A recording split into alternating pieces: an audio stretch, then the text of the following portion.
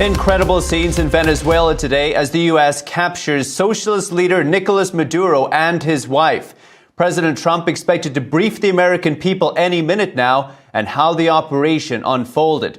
Maduro and his wife have been charged in the U.S. court with narco-terrorism conspiracy.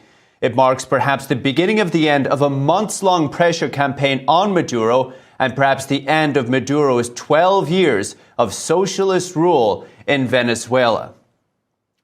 Good morning, and thank you for tuning in to our special coverage of President Trump's address to the nation. I'm NTD's Paul Graney. The capture of Maduro and his wife was accompanied by a flurry of strikes in the capital city, Caracas, at least 7 blasts, which followed months of increasing pressure by the Trump administration. President Trump said a helicopter was hit during the operation and that a few U.S. personnel were injured, but he said he believed none were killed. The president also said the United States didn't lose a single aircraft in the operation.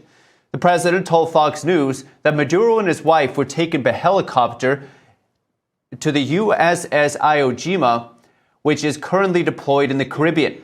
This morning, the State Department issued a travel alert urging Americans in Venezuela to take shelter.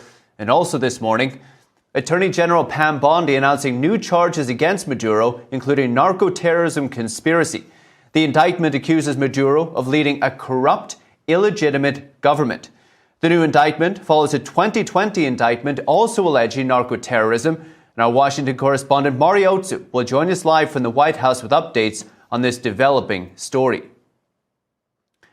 And now with us is retired Colonel Darren Gobb, geopolitical analyst, former battalion commander and Black Hawk helicopter pilot Claire M. Lopez, former CIA officer, national security analyst, and NTD News Washington correspondent Luis Eduardo Martinez, who's been covering the U.S.-Venezuela conflict extensively. All of you, great to have you here on this incredible morning. Lieutenant Gobb, would like to go straight to you. We've been in touch.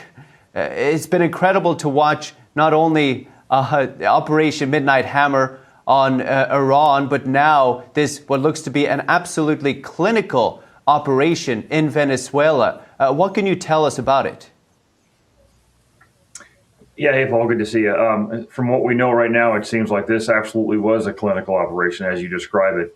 Very small, very effective, and it achieved its objective in pulling Maduro and his wife out of the country of Venezuela. I've heard some unsubstantiated rumors so far about who necessarily was involved, but it would be, no surprise who would come up on a very short list when it comes to a mission like this. And this continues Trump's tradition, really, of using the smallest amount of force necessary in order to get something accomplished that had far-reaching objectives and effects. ISIS destruction is the best example prior to this. So from a military perspective, I would say what we know right now, it was expertly done. Darren, what would go into the planning and execution of a mission like this? Well, without getting too extensive, I would say that one of the first things you're going to do is you're going to identify where Maduro is, make sure you're tracking him, make sure you know exactly where he's at the entire time, and bring on numerous forces, both air, land, and sea, to ensure you've got positive confirmation to where he's at. You've got the ability to insert American forces and protect American forces all the way through extraction, and then closure on, in this case, the Iwo Jima with Maduro and his wife again. It's much more extensive than that, but one thing is for sure, you're always going to maximize the number of forces necessary to ensure American forces are kept safe. Which it seems they were, Darren. It just sounds incredible. Claire, you served at the U.S. Embassy in Venezuela. How significant is this event? It's extremely significant. I'm very glad to be part of the panel. Thank you, and glad to be with our fellow panelists, too. I was assigned to the U.S. Embassy back in the early 1990s in Caracas, Venezuela. Was there for something a little over 2 years, maybe. And even at that time, before Hugo Chavez took power, the focus of our work was already on counter-narcotics. Also, the Cuban official presence there, well, and non-official presence there in Venezuela. But we were there actually in 1992, early 1992, when Hugo Chavez staged the first of his two aborted attempted coup d'etats in Caracas. He was a colonel in the army at that point, went to jail, few months, let him out, did it again, put the coup down again, sent him back to jail, and by 1998, he was out of jail and running for president. It's just incredible. And for anybody watching at home, we can see the podium at Mar-a-Lago where President Trump, we're expecting him any minute now to come and detail us on how exactly the operation went down. Luis Eduardo Martinez, you've been covering Latin America and the Maduro regime for quite a while now. Were you surprised when you saw the news this morning? I was very surprised this morning. It's also interesting to see the first statements from government officials coming out of the Venezuelan regime, particularly, Paul, two different images that I saw was the Minister of Defense, Vladimir Padrino Lopez, who has a $25 million bounty on his head. He showed up on TV by himself, calling for calm and calling against anarchy and chaos in the country, and of course still showing some words of resistance. But the fact that I saw him by himself, I think, is very telling, as opposed to Diosdado Cabello, the Minister of Interior, with a $25 million bounty on his head as well, who showed up on the streets of Caracas wearing a military vest, surrounded by security forces, being very defiant. I think it'll be interesting to see whether or not people in the inner circle of Nicolás Maduro were in contact with the U.S. military and potentially handing over in one way or another, or giving information as to where Nicolás Maduro was. Let's remember there's a $50 million bounty, or there was a $50 million bounty on Nicolás Maduro, and it seemed to be a very, very clinical operation.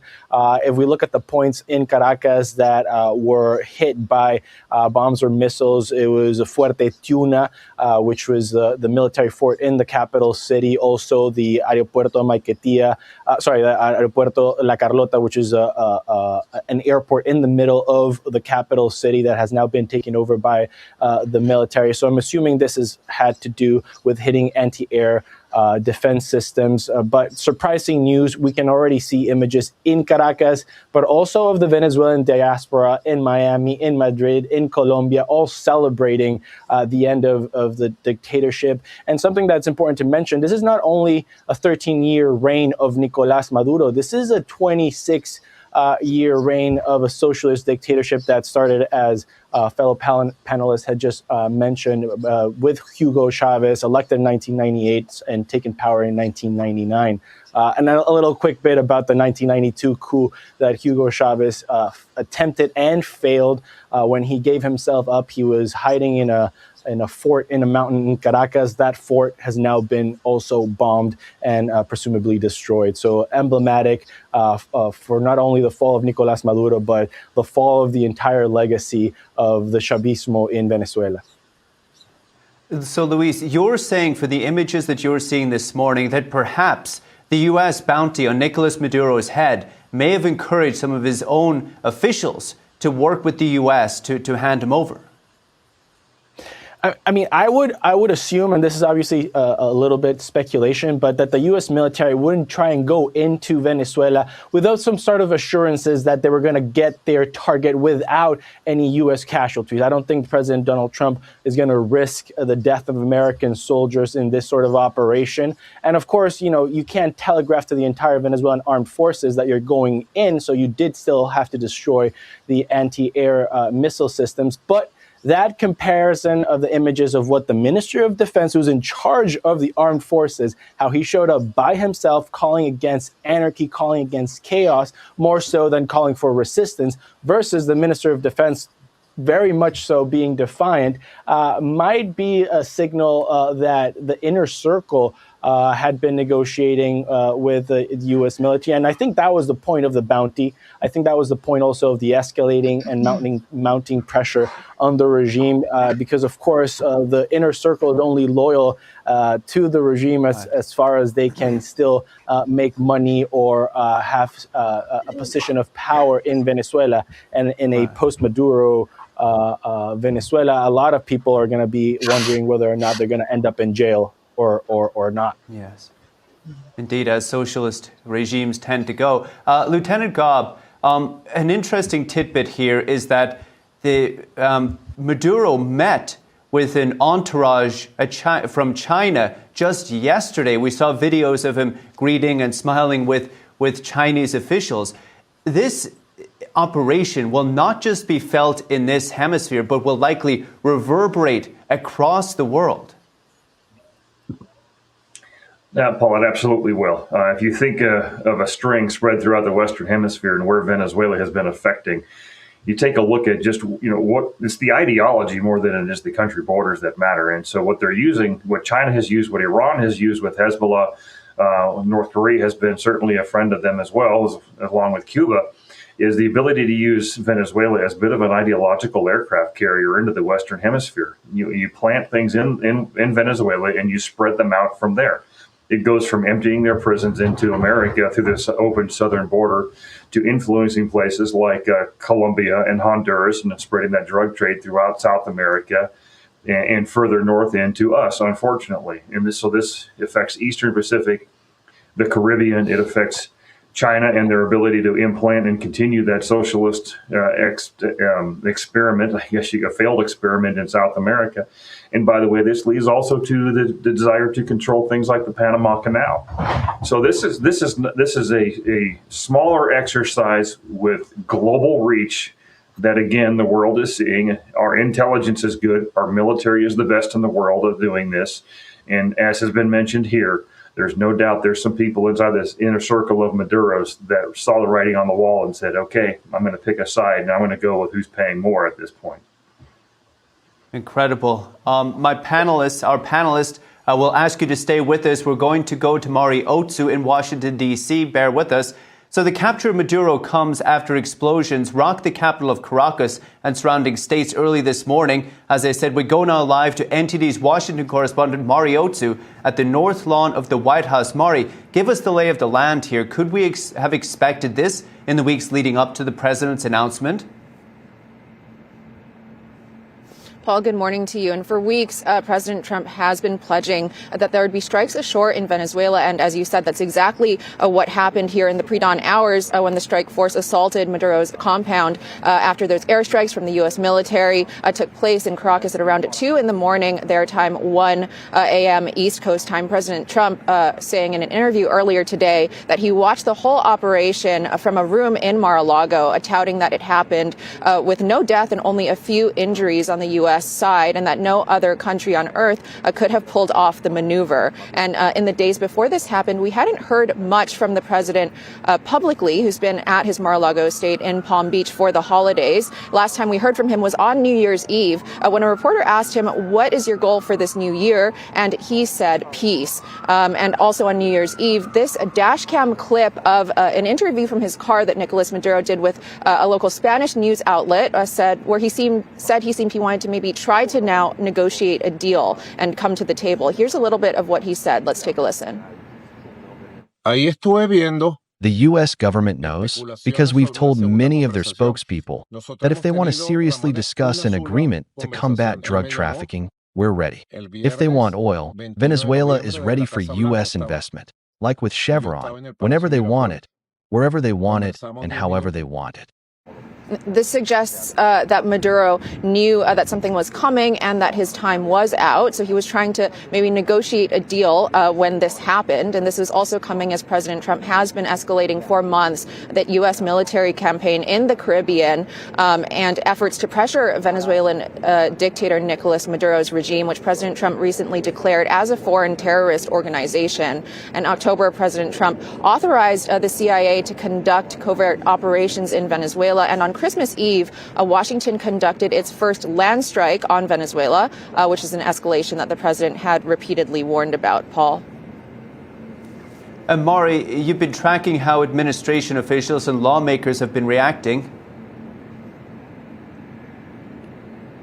I have been. And as you mentioned, it was Attorney General Pam Bondi who took to X this morning confirming that Maduro and his wife had been indicted in New York on drug and weapons charges, saying on X, quote, Nicolás Maduro and his wife have been indicted in the Southern District of New York. He's been charged with narco-terrorism and conspiracy. And she's also saying that they will face the full wrath of American justice on American soil. And she later released the full indictment, accusing him of leading a corrupt, illegitimate government that for decades has leveraged government power to protect and promote illegal activity, including drug trafficking. Maduro was criminally indicted by the Biden Department of Justice back in March of 2020. And so legally, he was considered a fugitive from American justice. The U.S. didn't ever recognize Maduro as a legitimate head of state. His election in Venezuela was fraudulent. So the U.S. government didn't recognize him as that nation's leader.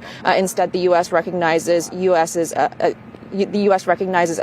Gonzalez, who won 70% of support in the 2024 election after Maria Machado was banned from running. And another notable response, Representative Carlos Jimenez today reacting, saying that today's decisive action is this hemisphere's equivalent of the fall of the Berlin Wall. Paul, back to you. Mari Otsu at the White House. Mari, thank you so much. We'll be back with you soon.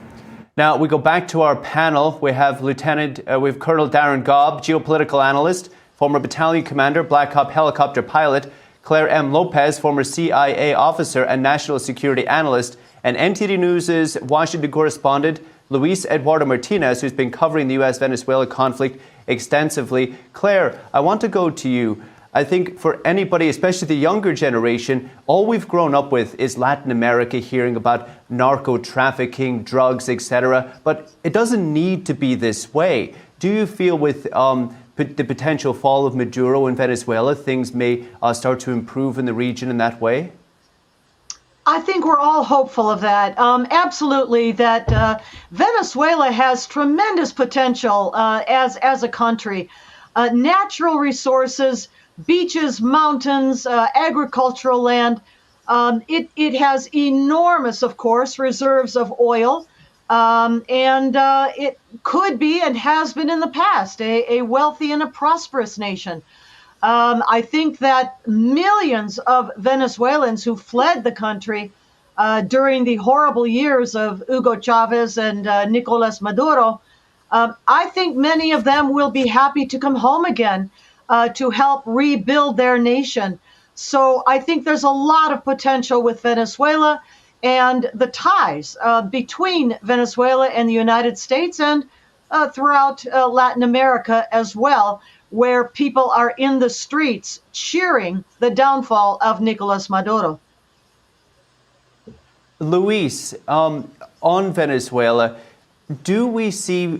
we saw Maria Machado winning the Nobel Peace Prize. Again, quite surprising for anybody to see that happening. What do you think will happen politically in Venezuela now? Is there any indication of Machado who may become more public-facing?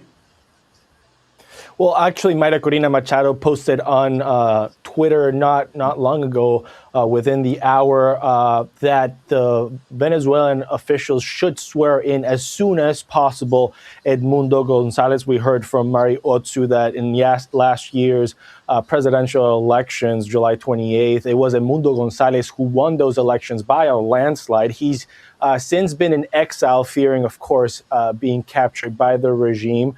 So hopefully what we will see, or at least that's probably what the Venezuelan opposition and any transition to democracy would look like, would be Edmundo Gonzalez being sworn into office and taking control of the political institutions, but also control of the armed forces in Venezuela. It's important to note that, yes, Mayra Corina Machado might be the most visible face of the Venezuelan opposition. She did win the Nobel Peace Prize and has been in hiding for over a year now, but she was not the one who was elected. She was barred from running in those elections, so she wouldn't be the one taking power, but Edmundo Gonzalez. What is very I think what we should be looking at in the next days and hours to come is how those loyalist forces will react to Maduro being removed from power. Will they subject themselves to a peaceful democratic transition and to the swearing in of Edmundo Gonzalez as the new commander-in-chief in Venezuela, or will they be resistance, and how will the armed forces respond, and how even what the U.S.'s role in the region with that immense presence of naval, air, and land assets in the Caribbean will play a part in this democratic transition. We saw earlier today that in Puerto Rico now there's not only F-35s, but also F-22s have arrived, and in recent weeks some drones have also been flown there. So I think what will be interesting to see is how quickly Edmundo Gonzalez will be sworn into power, and if that actually happens, and how the Venezuelan armed forces respond to this. And I think I would go back to my initial comment that I think it's very telling that we just saw the Minister of Defense, Vladimir Padrino Lopez, do a public statement by himself. They usually do this with, of 30 generals standing behind him and all pomp and fanfare, but he was by himself, which suggests that there are some changes happening in the military in Venezuela. It's just fascinating. President Trump was on Fox News for a phone interview. He was asked about the message behind this historic action and the future for Maduro loyalists still in the country. Let's listen.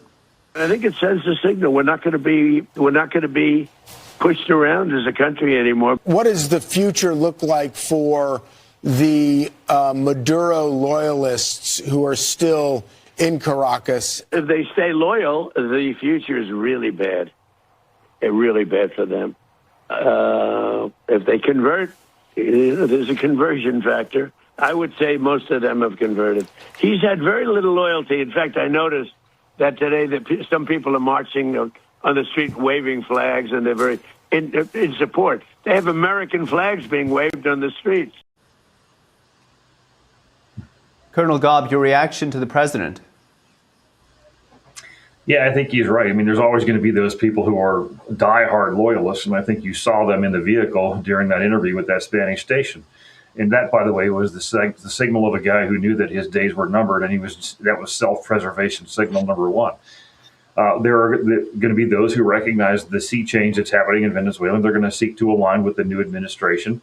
And the new administration will have to be very careful in vetting them to make sure they don't allow people back in their administration and their military who are going to be subverting the newly appointed and rightfully elected leadership in Venezuela. So it's a very delicate act right now to make sure that you put in place, or the Venezuelan people put in place, what is best for them, without replacing, some of the swamp per se with more of the swamp in the same positions, but they're hiding it and subverting the president from underneath. So that will shape out, I think, fairly quickly. But the Venezuelan people being in the streets of Venezuela again is a huge signal that so many of them were looking forward to something like this. And the election results themselves tell you the story of where the vast majority of Venezuelans were in the first place. And as the ambassador said, Venezuela is a wonderful country with the potential for a beautiful future once again, because they had that before. Many of the Venezuelans know what that was like when they were one of the top economies in the world. I think that can be realized once again. Claire Lopez, on Darren Gobb's comments of people celebrating on the streets, given Venezuela's influence in socialist circles around the world and support for other socialist regimes, one congressman compared this operation and development to the fall of the Berlin Wall. What do you think of that comparison? I think that's a very apt comparison, actually.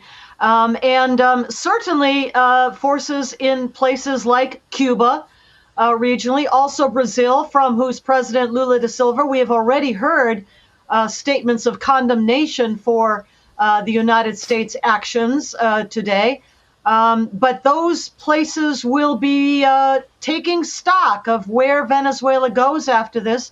Clearly, the influence of the Cuban regime will no longer be what it was. We're going to have to watch, though, about the presence in Venezuela for a long time and apparently still there, the presence of Iranian forces, companies, military, drone production facilities, maybe even missiles, the presence of Hezbollah, very influential with the Chavez and Maduro regimes. That still needs to be sorted out, and we're going to have to watch how that develops in coming days. Absolutely, all valid points. And Luis, it brings up another point that you've been covering extensively in your reporting on Venezuela is the relationship between Venezuela and the Chinese Communist Party. What is Maduro's likely fall? What does it mean for the Chinese regime?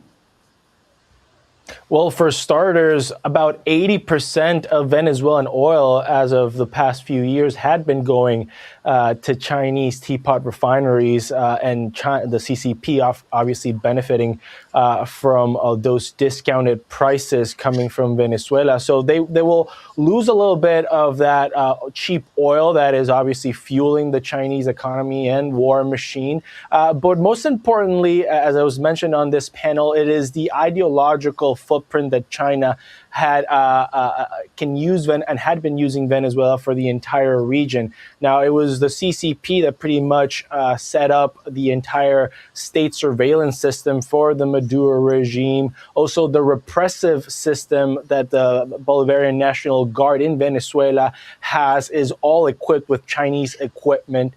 So it's a terrible loss for the CCP and its entryway into Latin America. And we've seen how, and I really like that comparison of the fall of the Berlin Wall, because in the past few years, we've seen Argentina, Bolivia, Ecuador, all flip to the right from socialist governments as the socialist ideology is crumbling because of its terrible failures in the region. So I think that, the cherry on the top of that socialist nightmare in Latin America is Venezuela. And we will likely see some protests in the near future in Cuba, too, because Cuba has been also being uplifted by cheap Venezuelan exports. Venezuela has, for the past 20 years, been sending subsidized oil to the communist island and keeping it afloat. So I think there's a domino effect that we'll see in the region.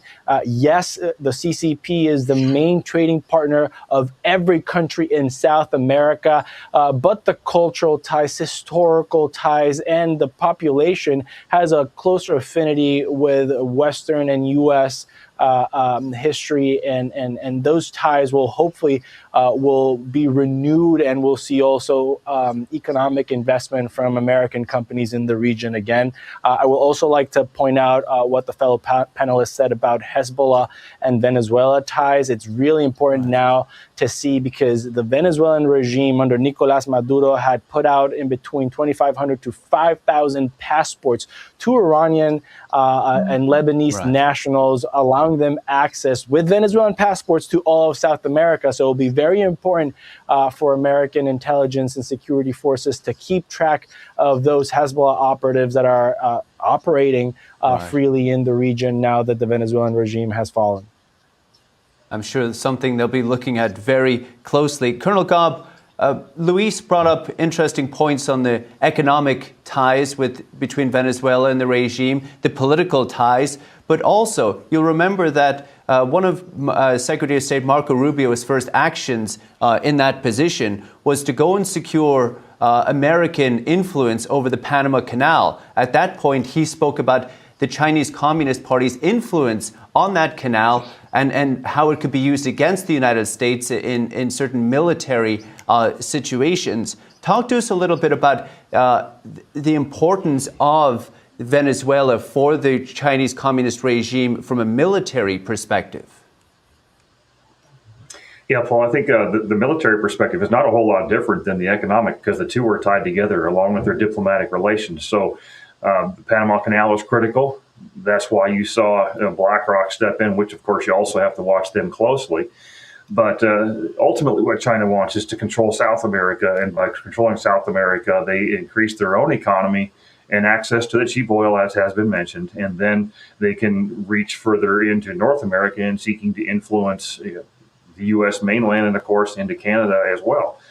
There is a lot happening, of course, and that's the reason why you heard the list of countries that have flipped further towards conservative governance, focused on the people and away from socialism. Chile being another one of those countries. That was one that wasn't mentioned, but to give perspective to the importance of oil and economics and how that actually feeds the military capability, China's military buildup is not possible without a strong economy. That economy is fueled by the cheap, heavy crude type of oil out of Venezuela and other locations. But China has about 2 weeks of oil access at any given time that if it was cut off, their economy would slow down or almost shut down from lack of access to those oil resources. So with Venezuela potentially and likely being out of the equation for them, they'd have to lean more and more on places like Iran. That makes everything harder for China and makes things in some ways harder for Iran as well, but not as much. And that's the economic ties that fuel the capacity to continue the military operations. What does that lead to? It leads to the drone manufacturing, as was mentioned. It leads to funding and arming of Hezbollah, who have those forces inside mainland Venezuela and in the islands just off the coast of northern Venezuela. It also leads to military ties to places like Colombia, which is why we're also sinking boats inside in the Eastern Pacific. So as you branch out from Venezuela itself and you see where all these threads are tied to, the economic is driving the military capacity. And if you drive down more of the Chinese economy, which is already hurting, their military expansion and what they're trying to accomplish in the Pacific could be harmed significantly as a result of these efforts last night in Venezuela. It's just fascinating. President Trump just posted a picture on Truth Social. He says, is Nicolás Maduro on board the Iwo Jima, an amphibious assault ship? He earlier said in a Fox News interview that Maduro and his wife are heading to New York. Take a listen. We have to make sure that Venezuela doesn't go bad again. It went bad. It was a great country 20 years ago, and now it's horrible. Remember, I used to say that if they get elected, the other side, the people that we're talking about, if they get elected in our country, it will be Venezuela on steroids. Claire, your reaction to the president? He's exactly right to talk about how influential Venezuela has been for enemies of the United States over these last, I would say, going back almost 30 years, certainly 20, as he said, and it becoming a beachhead, as we've all mentioned here, for Cuba, for Iran, for Hezbollah, for China, and also Russia, and removing that malign influence right here in our hemisphere. That is the Trump corollary. Remember, in the new national security strategy called the new Trump corollary to the Monroe Doctrine, this is the United States under President Trump's leadership reasserting our certainly primacy, certainly dominance of influence in the Western Hemisphere. And it's incredibly important for all of us, certainly for the Venezuelans, but for the United States and Americans too. Claire, what is your reaction to the various lawmakers and people of influence here in the United States whose first reaction upon hearing this news was to attack the president for actually giving it the go-ahead? Yeah, I did hear some of that. All I can say is, Trump derangement syndrome on steroids. There is, as you mentioned, a kind of a knee-jerk reaction to anything that President Trump does or says, no matter how positive it is for the United States. And certainly taking down the Nicolás Maduro regime in Venezuela today is an incredible achievement and bodes well for not just the future of the people of Venezuela and the neighboring countries of Latin America, under whose sway under Maduro's sway were trending leftward until more recently. But certainly these U.S. lawmakers might look at the positive benefits accruing to the United States now as a major narco-trafficking, terror harboring state in our hemisphere is now going to pass, hopefully, into more representative, democratic leadership, and with the possibility to, renew what used to be very good ties with the United States, and renew that relationship between us. Absolutely fascinating. Colonel Gobb, we saw that photo of Nicolás Maduro blindfolded and handcuffed. What message does this send to America's adversaries around the world? Well, Paul, I think it sends a couple things. One of them is that our intelligence is good, and we know a whole lot more than we're letting them know. Two, Maduro knew something was coming, and this is the result. And you see, of course, that he's pictured there with a bottle of water and everything, so it's not like he's getting mistreated. And that's one of the messages that'll, of course, get passed also. But I think, one of the things that, from a historian and military perspective, one thing that's important, too, is if you were to look at 1989 and the American forces that we sent into Panama to arrest Noriega for virtually the same thing, there was a significantly a larger package of military forces with much greater risk to capture him and bring him to the United States. And that picture reminds me of that operation, Just Cause, in a very similar way. The difference is, in this case, we didn't use very much military. We used a lot of precision and excellent intelligence, likely some local sources as well, to minimize our exposure and make sure we only went in there and did minimal damage to what was necessary to protect our forces and capture him. Because what we also didn't want to do was create a scenario where there were casualties in the Venezuelan civilian population that were completely unnecessary, because they're not who we're actually trying to help them, not hurt them.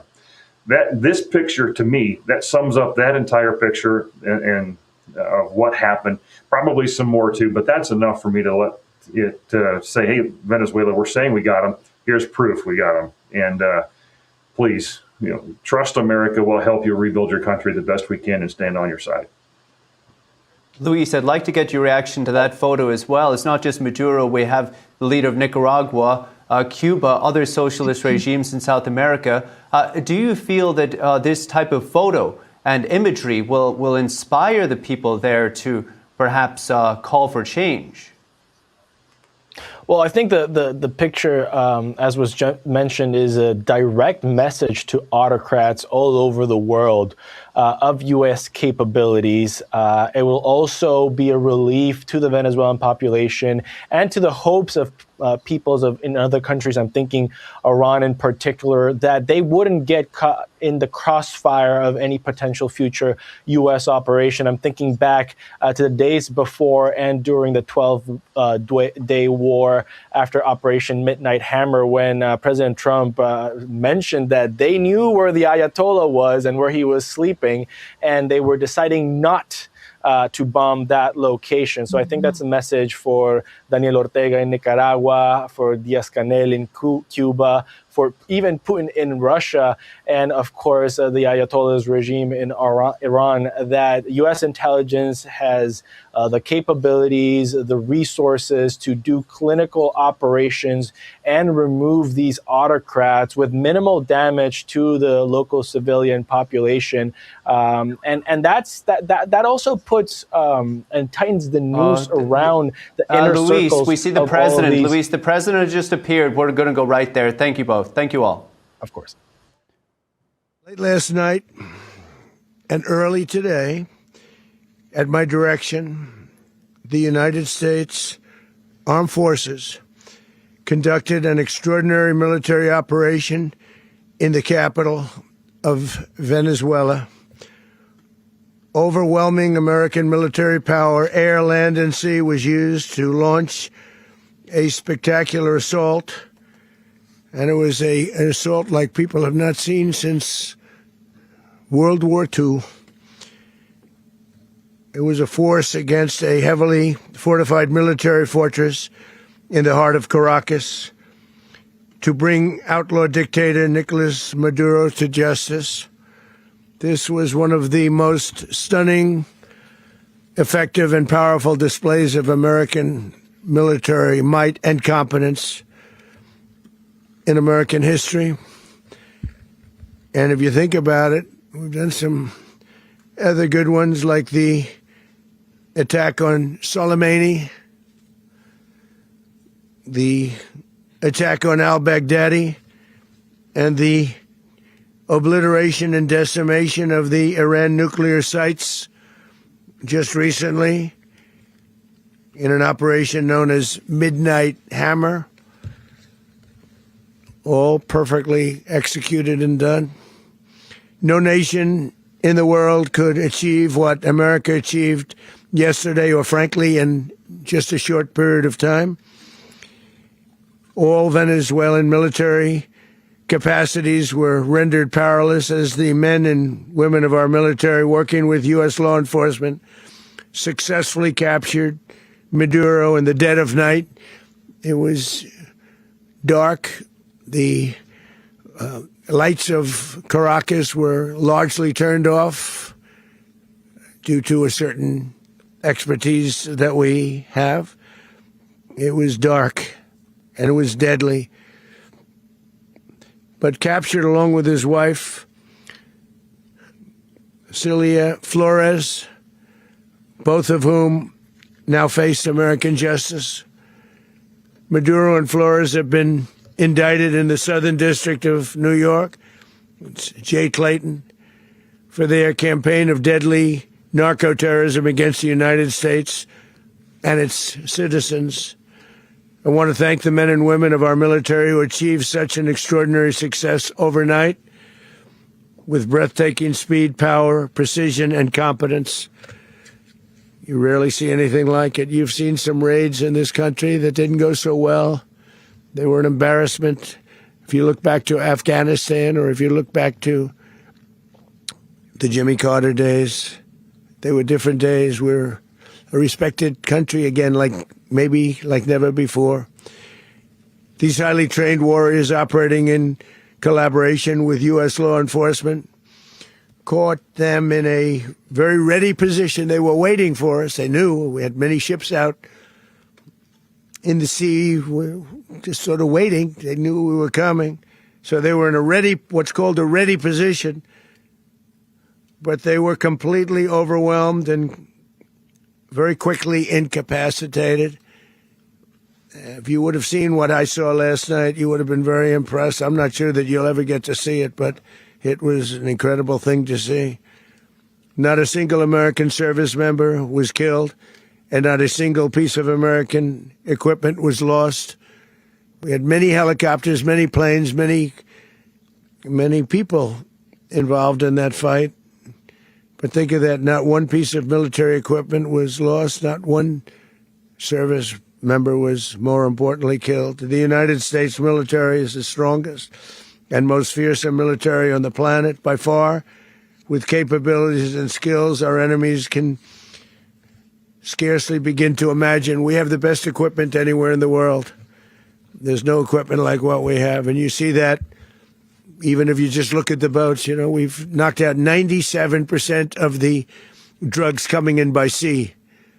90%. Each boat kills on average, 25,000 people. We knocked out 97%. And those drugs mostly come from a place called Venezuela. We're going to run the country until such time as we can do a safe, proper, and judicious transition. So we don't want to be involved with having somebody else get in, and we have the same situation that we had for the last long period of years.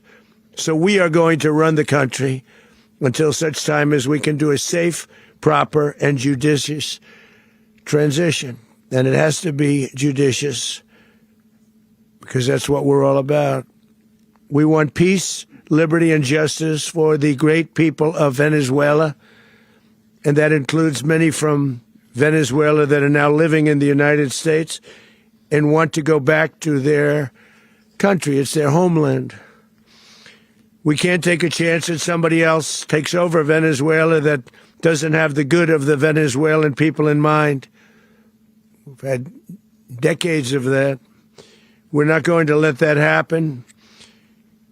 We're there now, and what people don't understand, but they understand as I say this, we're there now, but we're going to stay until such time as the proper transition can take place. So we're going to stay until such time as we're going to run it, essentially, until such time as a proper transition can take place. As everyone knows, the oil business in Venezuela has been a bust, a total bust, for a long period of time.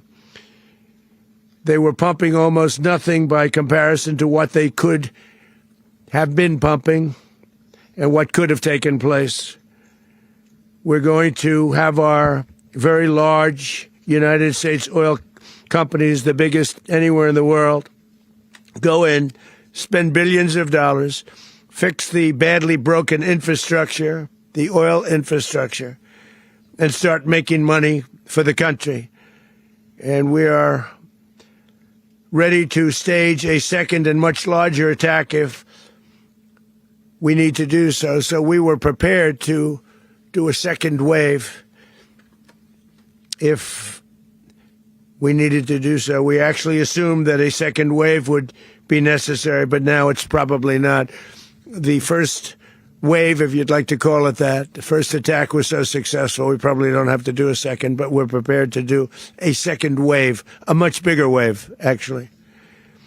This was pinpoint, but we have a much bigger wave that probably won't have to do.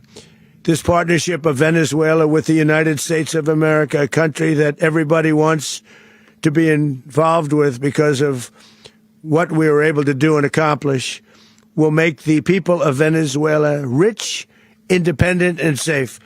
And it will also make the many, many people from Venezuela that are living in the United States extremely happy. They suffered. They suffered. So much was taken from them. They're not going to suffer anymore. The illegitimate dictator Maduro was the kingpin of a vast criminal network responsible for trafficking colossal amounts of deadly and illicit drugs into the United States.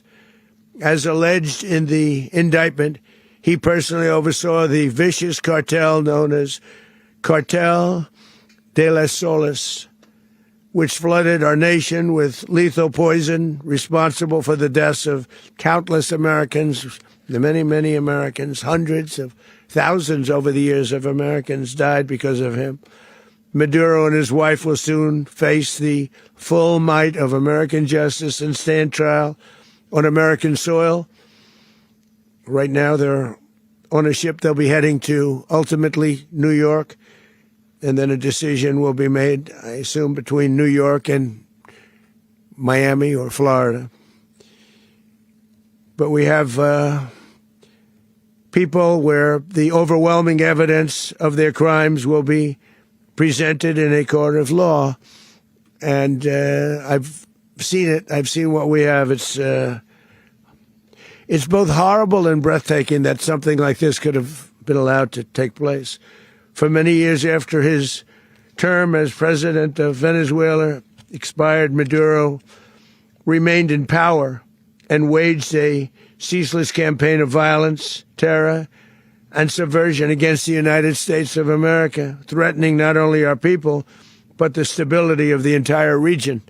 And you all saw it. In addition to trafficking gigantic amounts of illegal drugs that inflicted untold suffering and human destruction all over the country, all over in particular the United States, Maduro sent savage and murderous gangs, including the bloodthirsty prison gang Tren de Aragua, to terrorize American communities nationwide. And he did indeed.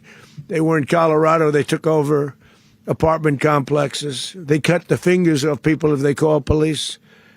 They were brutal, but they're not so brutal now. And I just have to congratulate our military, Pete and everybody, and our National Guard. because the job that they've done, whether it's in Washington, D.C., where we have a totally safe city, where it was one of the most unsafe cities anywhere in the world, frankly, and now we have no crime in Washington, D.C. We haven't had a killing. We had the terrorist attack a few weeks ago. A little bit of a different kind of a threat, but we haven't had a killing in a long period of time, 6, 7 months. We used to have on average, 2 a week in Washington, our capital. We don't have that anymore. The restaurants are opening. Everyone's happy. They're walking their daughters. They're walking their children, their wives. They walk to restaurants. Restaurants are opening all over Washington, D.C. So I want to thank the National Guard. I want to thank our military. And I want to thank law enforcement. It's been amazing. And they should do it with more cities. We're doing it, as you know, and we're doing it in Memphis, Tennessee right now, and crime is down. We've just sort of started a few weeks ago, but crime is down now 77%. And the governor of Louisiana called, great person, and he wanted us to help him, as you know, in a certain very nice part of Louisiana. And we have done that. And it was a rough section, and we have crime down. I understand it's down to almost nothing already after 2.5 weeks. New Orleans, it's down to almost nothing. And we've only been there for 2.5 weeks. Can't imagine why governors wouldn't want us to help. We also helped, as you know, in Chicago, and crime went down a little bit there. We did a very small help because we had no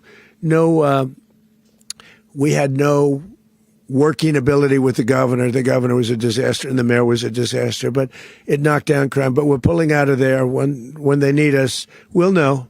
You'll know. You'll be writing about it. And likewise, Los Angeles, where we saved Los Angeles early on, where the head of the police department made a statement that if the federal government didn't come in, we would have lost Los Angeles. That's long after the fires. That's when they had the riots in Los Angeles. We did a great job. Got no credit for it whatsoever, but that's okay. It doesn't matter. We don't need the credit. But we'll be pulling out when they need us. They'll call, or we'll go back if we have to. We'll go back. But we did a great job in various cities. But the place that we're very proud of is Washington, D.C., because it's our nation's capital. We took it from being a crime-ridden mess to being one of the safest cities in the country. But the gangs that they sent raped, tortured, and murdered American women and children. They were in all of the cities I mentioned, Tren de Aragua. And they were sent by Maduro to terrorize our people, and now Maduro will never again be able to threaten an American citizen or anybody from Venezuela. There will no longer be threats. For years, I've highlighted the stories of those innocent Americans whose lives were so heartlessly robbed by this Venezuelan terrorist organization. Really one of the worst. One of the worst, they say the worst. Americans like 12-year-old Jocelyn Nungari from Houston. Beautiful Jocelyn Nungari, what happened to her? They, as you know, they kidnapped, assaulted, and murdered by Tren de Aragua animals. They murdered Jocelyn and left her dead under the bridge. There was a bridge that will never be the same to so many people after seeing what happened. As I've said many times, the Maduro regime emptied out their prisons, sent their worst and most violent monsters into the United States to steal American lives. And they came from mental institutions and insane asylums. They came from prisons and jails. The reason I say both, they sound similar. Actually, prisons a little bit more hostile, a little bit tougher. A mental institution isn't as tough as an insane asylum, but we got them both. They sent from their mental institutions. They sent from their jails, prisons. They were drug dealers. They were drug kingpins. They sent everybody bad into the United States, but no longer. And we have now a border where nobody gets through.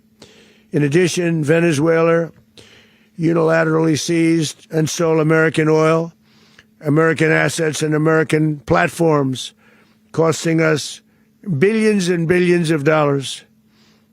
They did this a while ago, but we never had a president that did anything about it. They took all of our property. It was our property. We built it. And we never had a president that decided to do anything about it. Instead, they fought wars that were 10,000 miles away. We built Venezuela oil industry with American talent, drive, and skill, and the socialist regime stole it from us during those previous administrations, and they stole it through force. This constituted one of the largest thefts of American property in the history of our country. Considered the largest theft of property in the history of our country. Massive oil infrastructure was taken like we were babies, and we didn't do anything about it. I would have done something about it. America will never allow foreign powers to rob our people or drive us back into and out of our own hemisphere. That's what they did. Furthermore, under the now deposed dictator Maduro, Venezuela was increasingly hosting foreign adversaries in our region and acquiring menacing offensive weapons that could threaten U.S. interests and lives. And they used those weapons last night. Potentially in league with the cartels operating along our border. All of these actions were in gross violation of the core principles of American foreign policy, dating back more than 2 centuries, and not anymore. All the way back, it dated to the Monroe Doctrines, and the Monroe Doctrine is a big deal, but we've superseded it by a lot. By a real lot. They now call it the Monroe Document. I don't know. It's Monroe Doctrine. We sort of forgot about it. It was very important, but we forgot about it. We don't forget about it anymore. Under our new national security strategy, American dominance in the Western Hemisphere will never be questioned again. Won't happen. So just in concluding, for decades, other administrations have neglected or even contributed to these growing security threats in the Western Hemisphere. Under the Trump administration, we are reasserting American power in a very powerful way in our home region.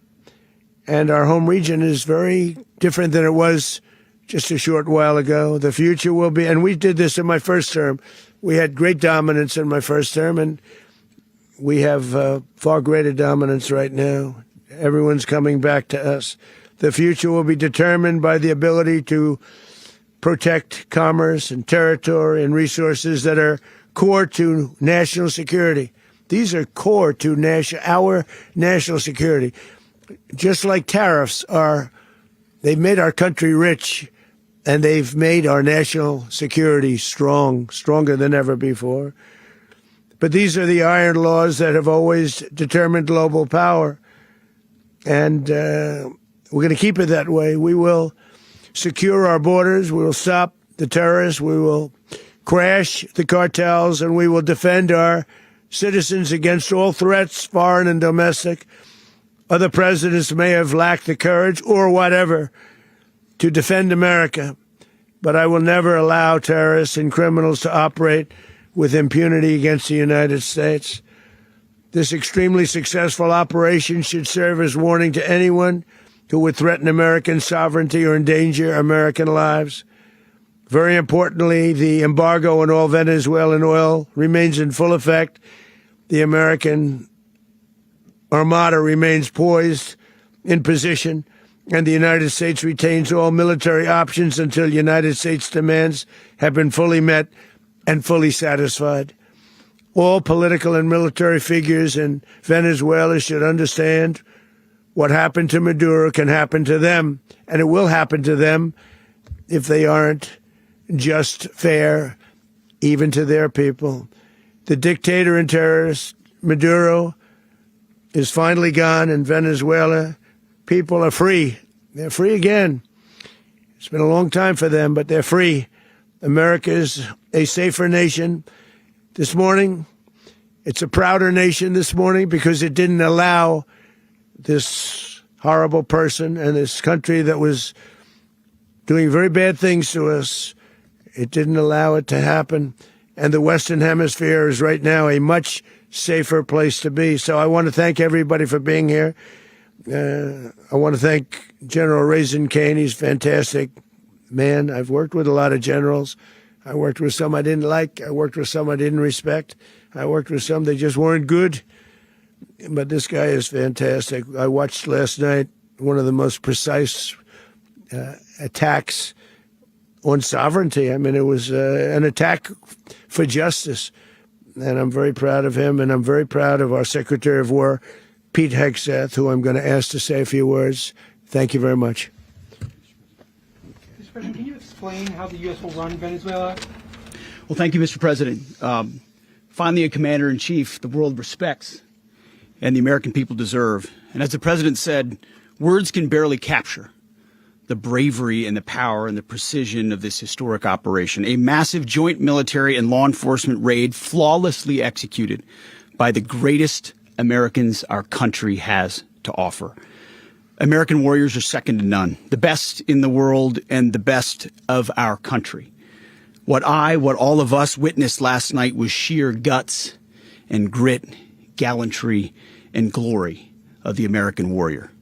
I'm simply humbled by such men. And I tip my hat to our chairman, Dan Raisin Kane, and all those Americans who stood watch last night. Our warriors are the elite of America. And again, President Trump has your back. No other country on planet Earth, and it's not even close, could pull this kind of operation off. And no other president has ever shown this kind of leadership, courage, and resolve. The most powerful combination the world has ever seen. As the president said, our adversaries remain on notice. America can project our will anywhere, anytime. The coordination, the stealth, the lethality, the precision, the very long arm of American justice, all on full display in the middle of the night. Nicolás Maduro had his chance, just like Iran had their chance, until they didn't and until he didn't. He effed around, and he found out. President Trump is deadly serious about stopping the flow of gangs and violence to our country.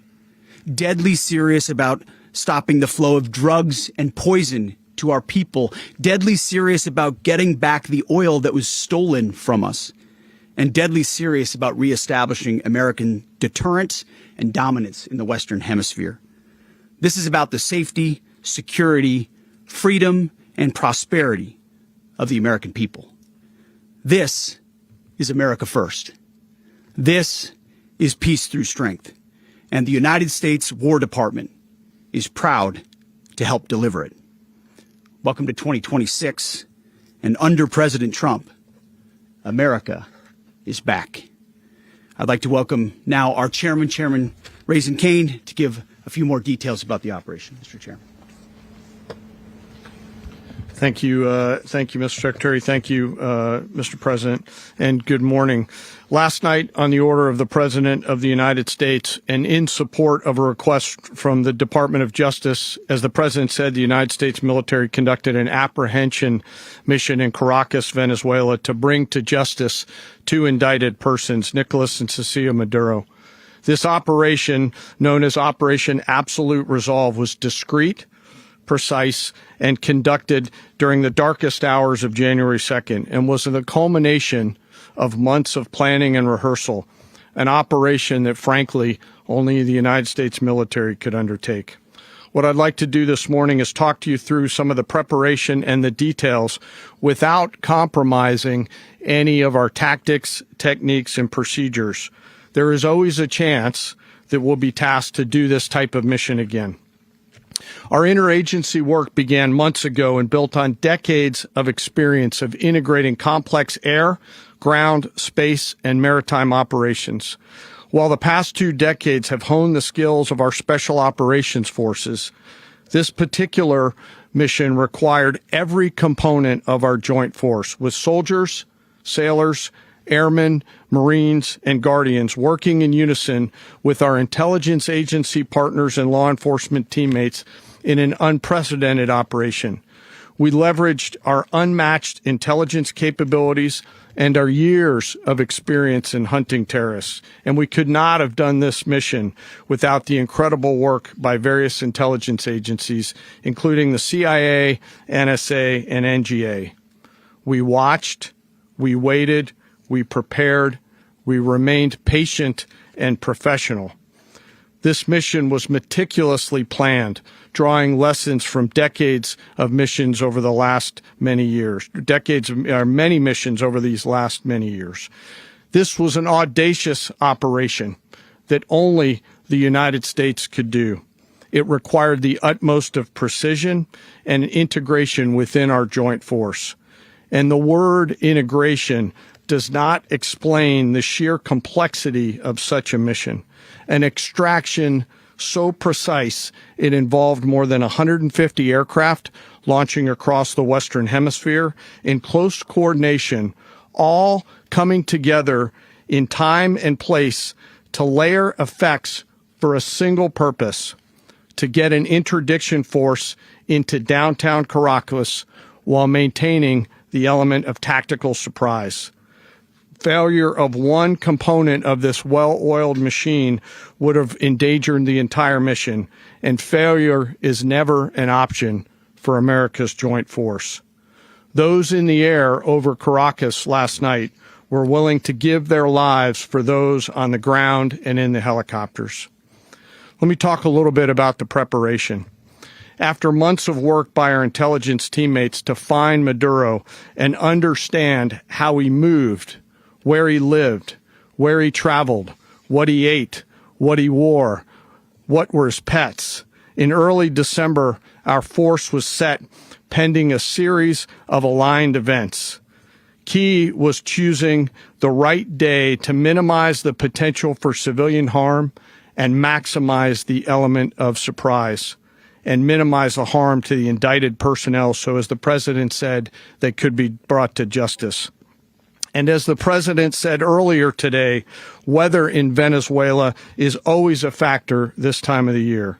And over the weeks through Christmas and New Year's, the men and women of the United States military sat ready, patiently waiting for the right triggers to be met and the president to order us into action. Last night, the weather broke just enough, clearing a path that only the most skilled aviators in the world could maneuver through. Ocean, mountain, low cloud ceilings. But when tasked with a mission, this organization does not quit. At 10:46 p.m. Eastern Time last night, the president ordered the United States military to move forward with this mission. He said to us, and we appreciate it, Mr. President, good luck and Godspeed. And those words were transmitted to the entire joint force. Over the course of the night, aircraft began launching from 20 different bases on land and sea across the Western Hemisphere. In total, more than 150 aircraft, bombers, fighters, intelligence, reconnaissance, surveillance, rotary wing were in the air last night. Thousands and thousands of hours of experience were airborne. Our youngest crew member was 20, and our oldest crew member was 49. And there's simply no match for American military might. As the night began, the helicopters took off with the extraction force, which included law enforcement officers, and began their flight into Venezuela at 100 feet above the water.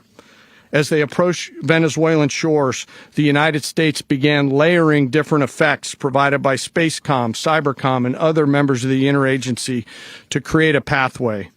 Overhead, those forces were protected by aircraft from the United States Marines, the United States Navy, the United States Air Force, and the Air National Guard.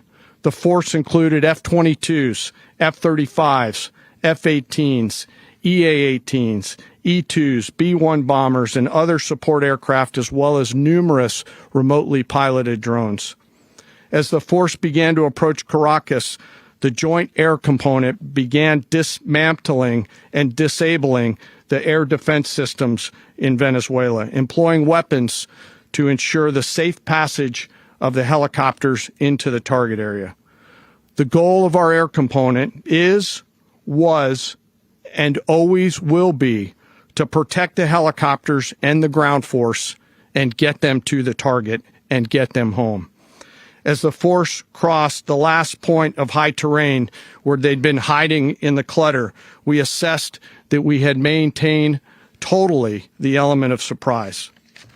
As the helicopter force ingressed towards the objective at low level, we arrived at Maduro's compound at 1:01 a.m. Eastern Standard Time, or 2:01 a.m. Caracas local time, and the apprehension force descended into Maduro's compound and moved with speed, precision, and discipline towards their objective and isolated the area to ensure the safety and security of the ground force while apprehending the indicted persons.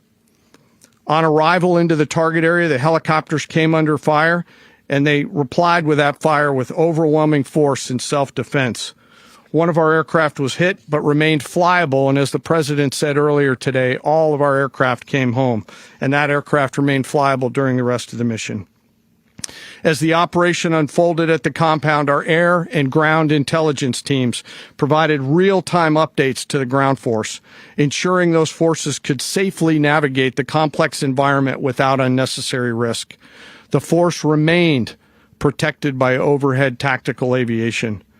Maduro and his wife, both indicted, gave up and were taken into custody by the Department of Justice, assisted by our incredible U.S. military with professionalism and precision, with no loss of U.S. life. After securing the indicted persons, the force began to prep for departure. Helicopters were called in to exfiltrate the extraction force, while fighter aircraft and remotely piloted aircraft provided overhead coverage and suppressive fire. There were multiple self-defense engagements as the force began to withdraw out of Venezuela. The force successfully exfiltrated and returned to their afloat launch bases, and the force was over the water at 3:29 a.m. Eastern Standard Time with indicted persons on board. And both Maduro and his wife were embarked aboard the USS Iwo Jima. In closing, what we've witnessed today is a powerful demonstration of America's joint force. We think, we develop, we train, we rehearse, we debrief, we rehearse again and again, not to get it right, but to ensure that we cannot get it wrong. Our jobs are to integrate combat power so when the order comes, we can deliver overwhelming force at the time and the place of our choosing against any foe anywhere in the world. I am immensely proud today of our joint force and filled with gratitude to represent them here today. There is simply no mission too difficult for these incredible professionals and the families that stand by them and support them. As we stand here this morning, our forces remain in the region at a high state of readiness, prepared to project power, defend themselves, and our interests in the region.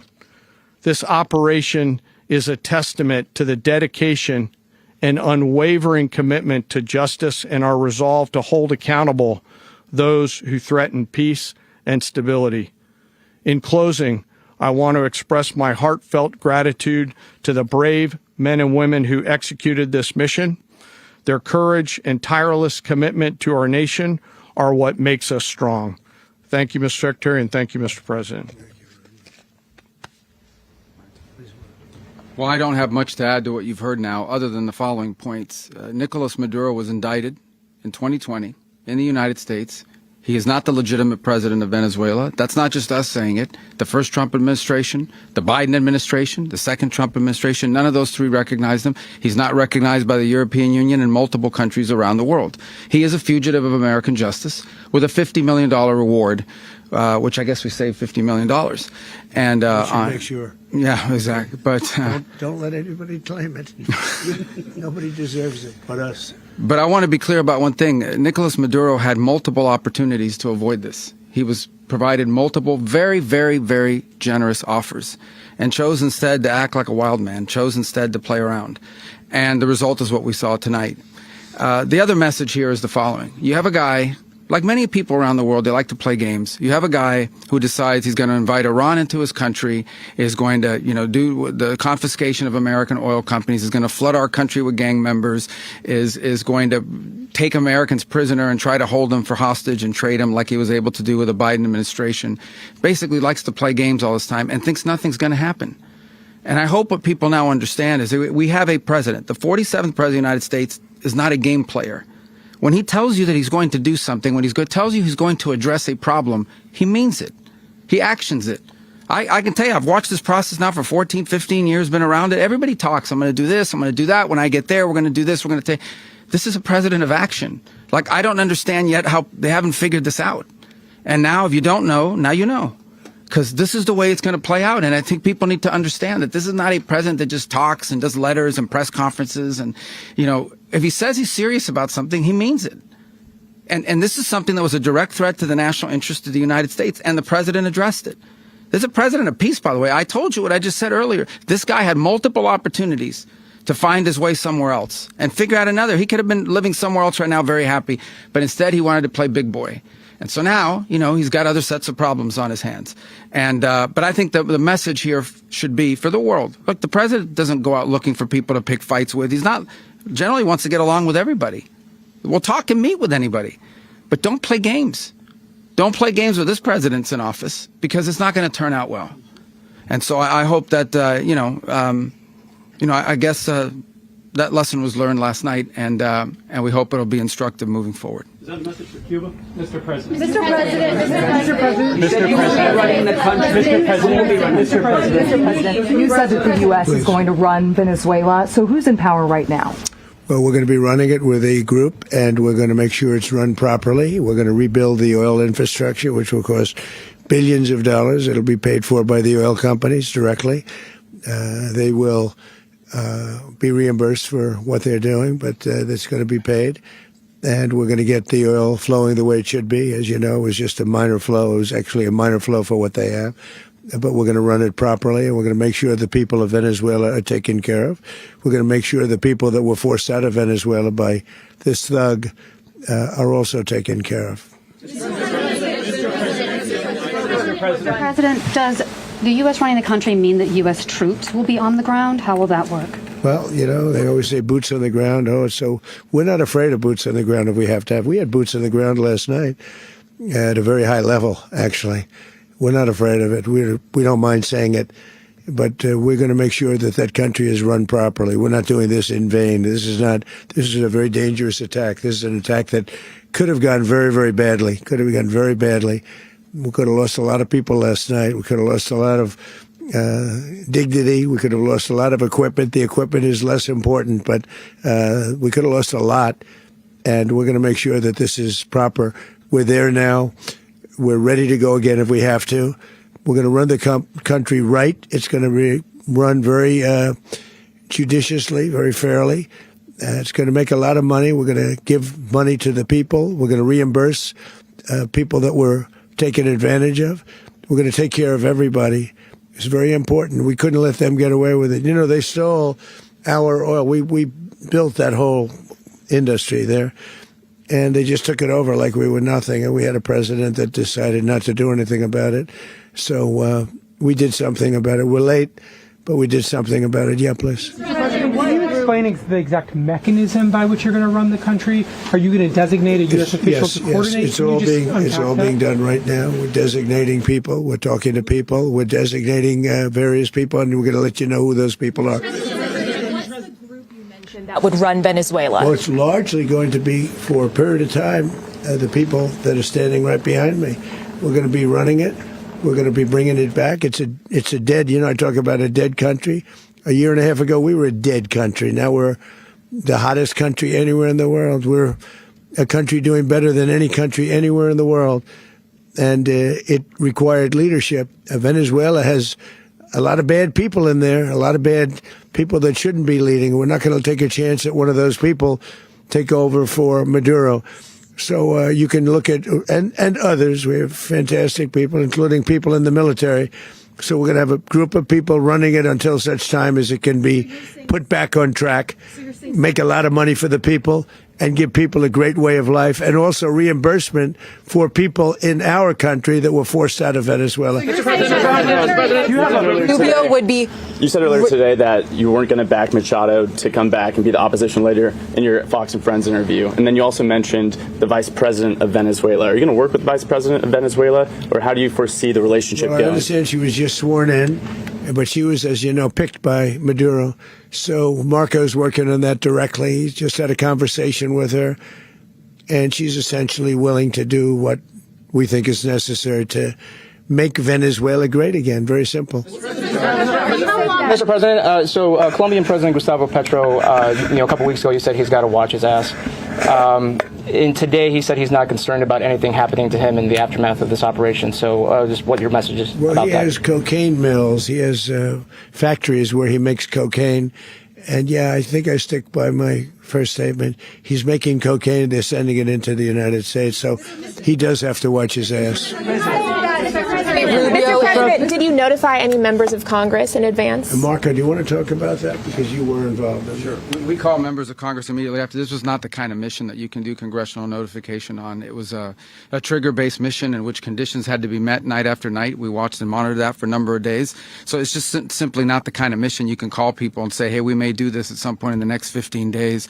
But it's largely a law enforcement function. Remember, at the end of the day, at its core, this was an arrest of 2 indicted fugitives of American justice, and the Department of War supported the Department of Justice in that job. Now, there are broader policy implications here, but it's just not the kind of mission that you can pre-notify because it endangers the mission.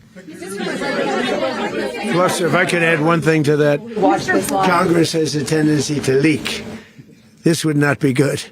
If they leaked, General, I think it would have been maybe a very different result. But I have to say, they knew we were coming at some point, We had a lot of ships out there. They sort of knew we were coming. We went through. But Congress will leak, and we don't want leakers. Mr. President, you were one of the only people to watch this all play out live. What was Maduro doing when the U.S. forces entered what I assume would be his home? And also, was there any point where the U.S. was considering if Maduro pushed back or resisted killing Maduro? It could have happened. It could have happened. He was trying to get into a safe place. The safe place is all steel. And he wasn't able to make it to the door because our guys were so fast. They went through the opposition so fast. And there was a lot of opposition. People were wondering, do we get them by surprise? Sort of surprised, but they were waiting for something. It was a lot of opposition. There was a lot of gunfire. You saw some of it today. But he was trying to get to a safe place, which wasn't safe because we would have had the door blown up in about 47 seconds, they say on average, regardless of how thick the steel was. It was a very thick door. It was a very heavy door, but he was unable to get to that door. He made it to the door. He was unable to close it. Go ahead, finish. Where is Maduro going to be in the time being right now? Do you know his exact whereabouts? Well, eventually, ultimately, in the near future, he's going to be brought to New York. And where is he going to be held? Where is he going to be held in New York? Do you know? That's going to be up to the officials that do these things. Mr. President, the U.S. has something of a mixed track record of ousting dictators without necessarily a plan for what comes afterwards. Did that weigh on your decision? Well, that's when we had different presidents, but with me, that's not true. With me, we've had a perfect track record of winning. We win a lot, and we win. If you look at Soleimani, you look at al-Baghdadi, you look at the Midnight Hammer. Midnight Hammer was incredible. Right now, you wouldn't have peace in the Middle East. We have essentially peace in the Middle East because of that. If we weren't successful with Midnight Hammer, you wouldn't have peace in the Middle East. So, with me, you've had a lot of victory. You've had only victories. You've had no losses. Yeah. Mr. President, can you? How long do you expect the U.S. to run Venezuela, and how soon do you want the Venezuelan people to hold elections? So I'd like to do it quickly, but it takes a period of time. We're rebuilding. We have to rebuild their whole infrastructure. The infrastructure is rotted. It's actually very dangerous. It's blow up territory. Oil is very dangerous. It's a very dangerous thing to take out of the ground. Can kill a lot of people. It has killed a lot of people doing just that. The infrastructure is old. It's rotted. Much of it is stuff that we put there 25 years ago, and we're going to be replacing it. And we're going to take a lot of money out so that we can take care of the country. Yeah. Are you saying that Secretary Rubio and... Mr. President, China, Russia, and Iran have interests in Venezuela. How does this operation affect your relationships with them when it comes to the oil and the drugs? And Russia, Russia when we get things straightened out.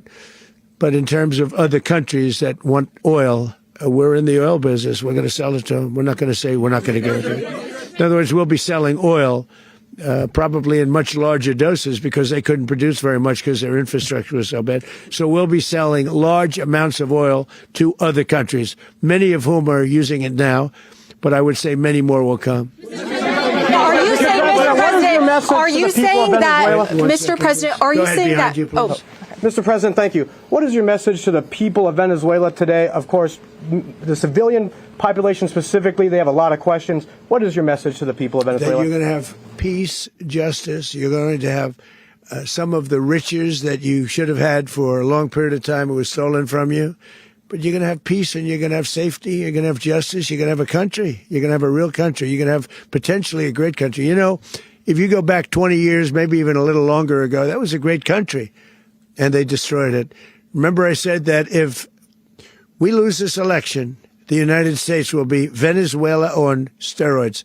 That's what would have happened.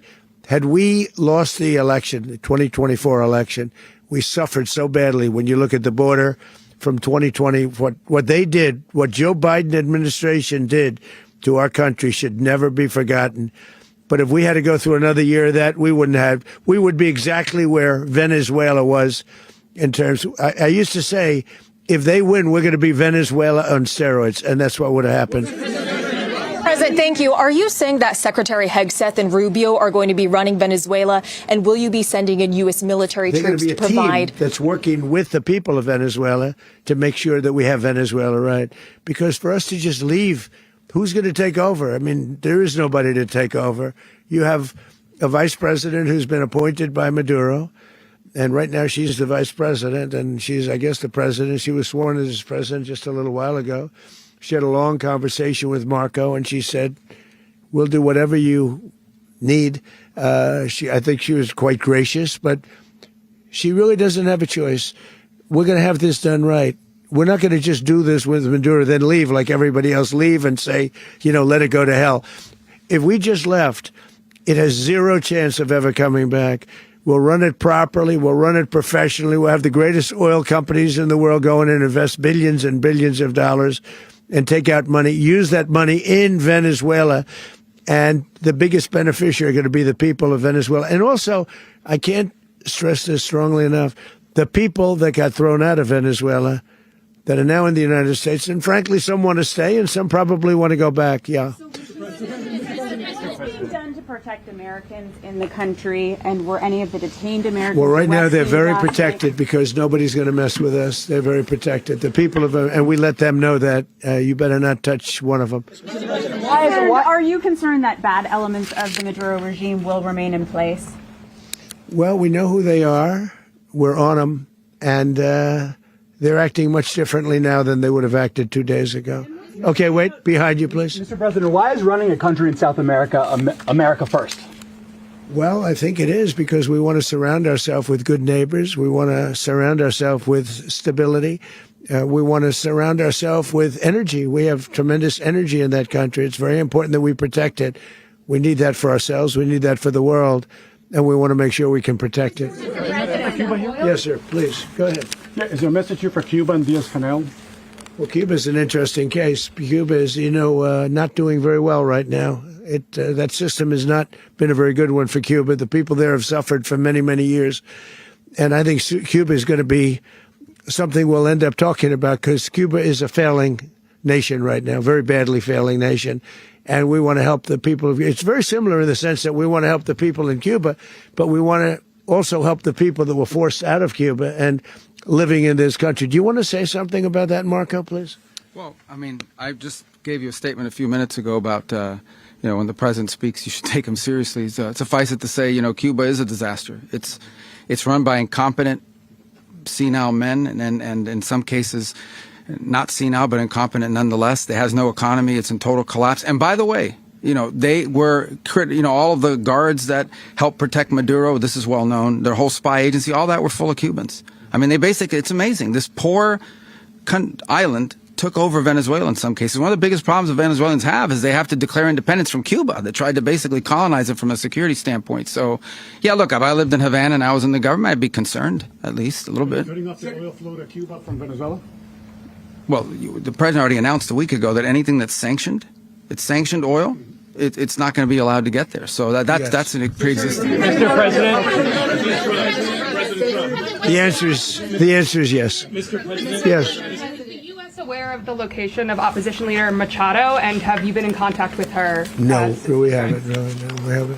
Mr. President, Do you have any hesitations about Machado? Mr. President, on Monday. Oh, I think it would be very tough for her to be the leader. She doesn't have the support within or the respect within the country. She's a very nice woman, but she doesn't have the respect to be the leader. Mr. President, is it possible that the U.S. ends up administrating Venezuela for years, Well, it won't cost us anything because the money coming out of the ground is very substantial. So it's not going to cost us anything. We will. Well, we want safety there. We want to be surrounded by countries that aren't housing all of our enemies all over the world. That's what was happening. And you don't want to have that. But we're going to be rebuilding, and we're not spending money. The oil companies are going to go in. They're going to spend money. We're going to take back the oil that, frankly, we should have taken back a long time ago. A lot of money is coming out of the ground. We're going to get reimbursed for all of that. We're going to get reimbursed for everything that we spend. So it's going to be a very important. This is a very big evening that took place last night.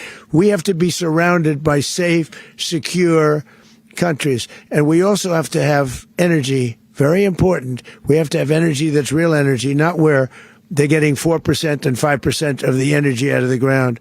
You take a look. It was such a disaster. So what's going to happen with Venezuela, I think, over the next period of a year is going to be a great thing. And the people of Venezuela will be the biggest beneficiaries. Mr. President. I'm going to send in the U.S. military. Mr. President, thank you. What did you last speak to Maduro about when you spoke? And is the Well, US I don't want to get at war into with the Venezuela? conversations, but I did have conversations with him, and I said,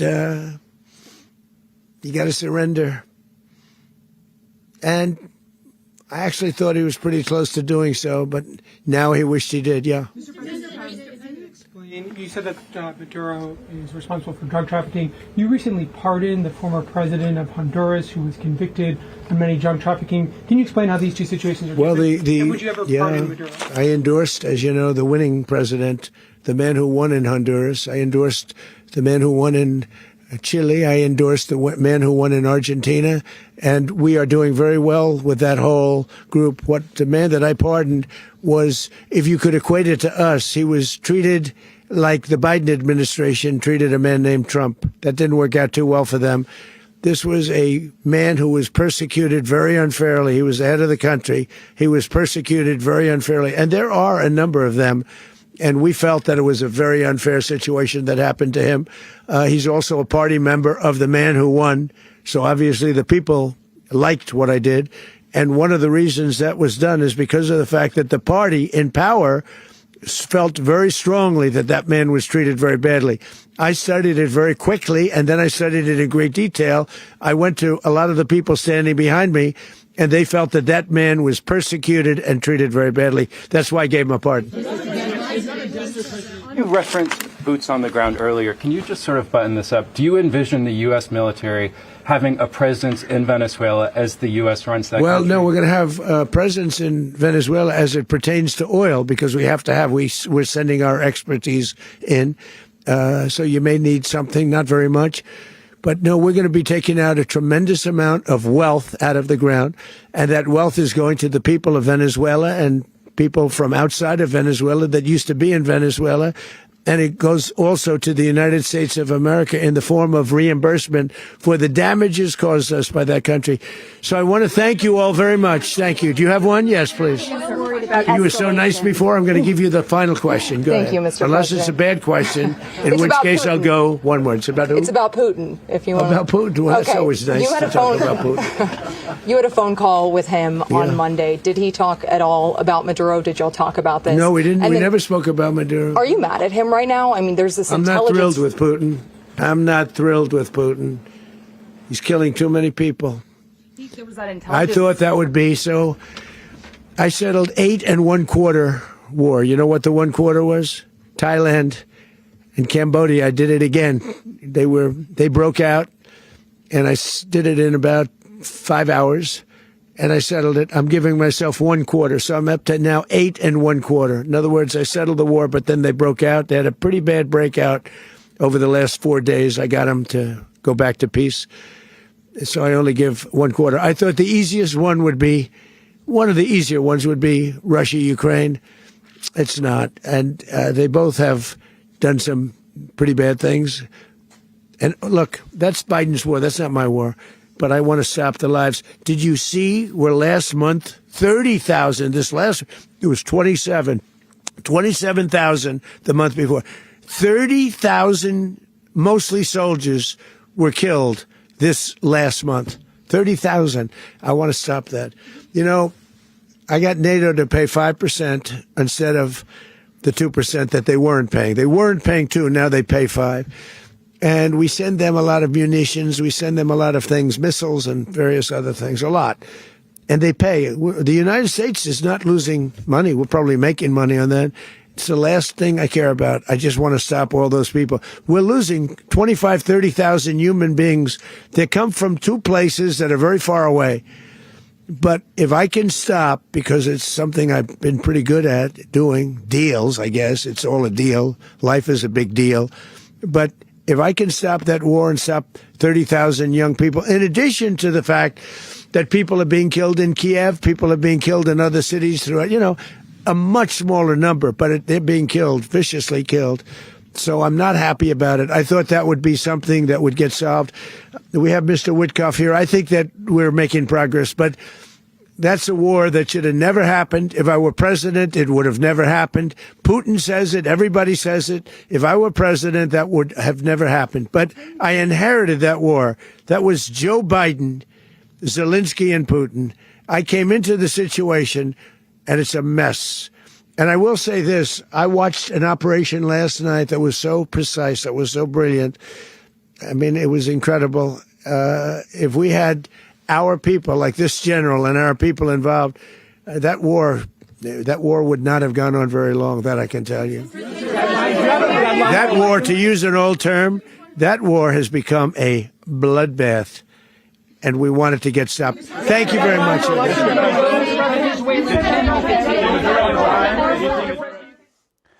Now, President Trump saying he's not thrilled with Vladimir Putin. An incredible end to just an incredible press conference. We're bringing back now Colonel Darren Gobb. He's a geopolitical analyst, former battalion commander and Black Hawk helicopter pilot. Claire M. Lopez, former CIA officer and national security analyst, and our own NTD News Washington correspondent, Luis Eduardo Martinez, who's been covering the U.S.-Venezuela conflict extensively. I have notes coming from all over my table here. Luis, let's go to you first. It looks like the U.S. will be working with Venezuela VP Delcy Rodriguez to run the country, at least temporarily. What do we know about her? Well, one of the things that we know about her is that as of recent months, there were reports that she had offered a plan to the Trump administration of leading a transitional government if Maduro was ousted. So I think we got a lot of answers during the Trump press conference. He did say that no one is going to get the $50 million bounty reward for Maduro, but that Delcy Rodriguez has already been in contact with the Trump administration. So that would at least signal some cooperation from Delcy Rodriguez.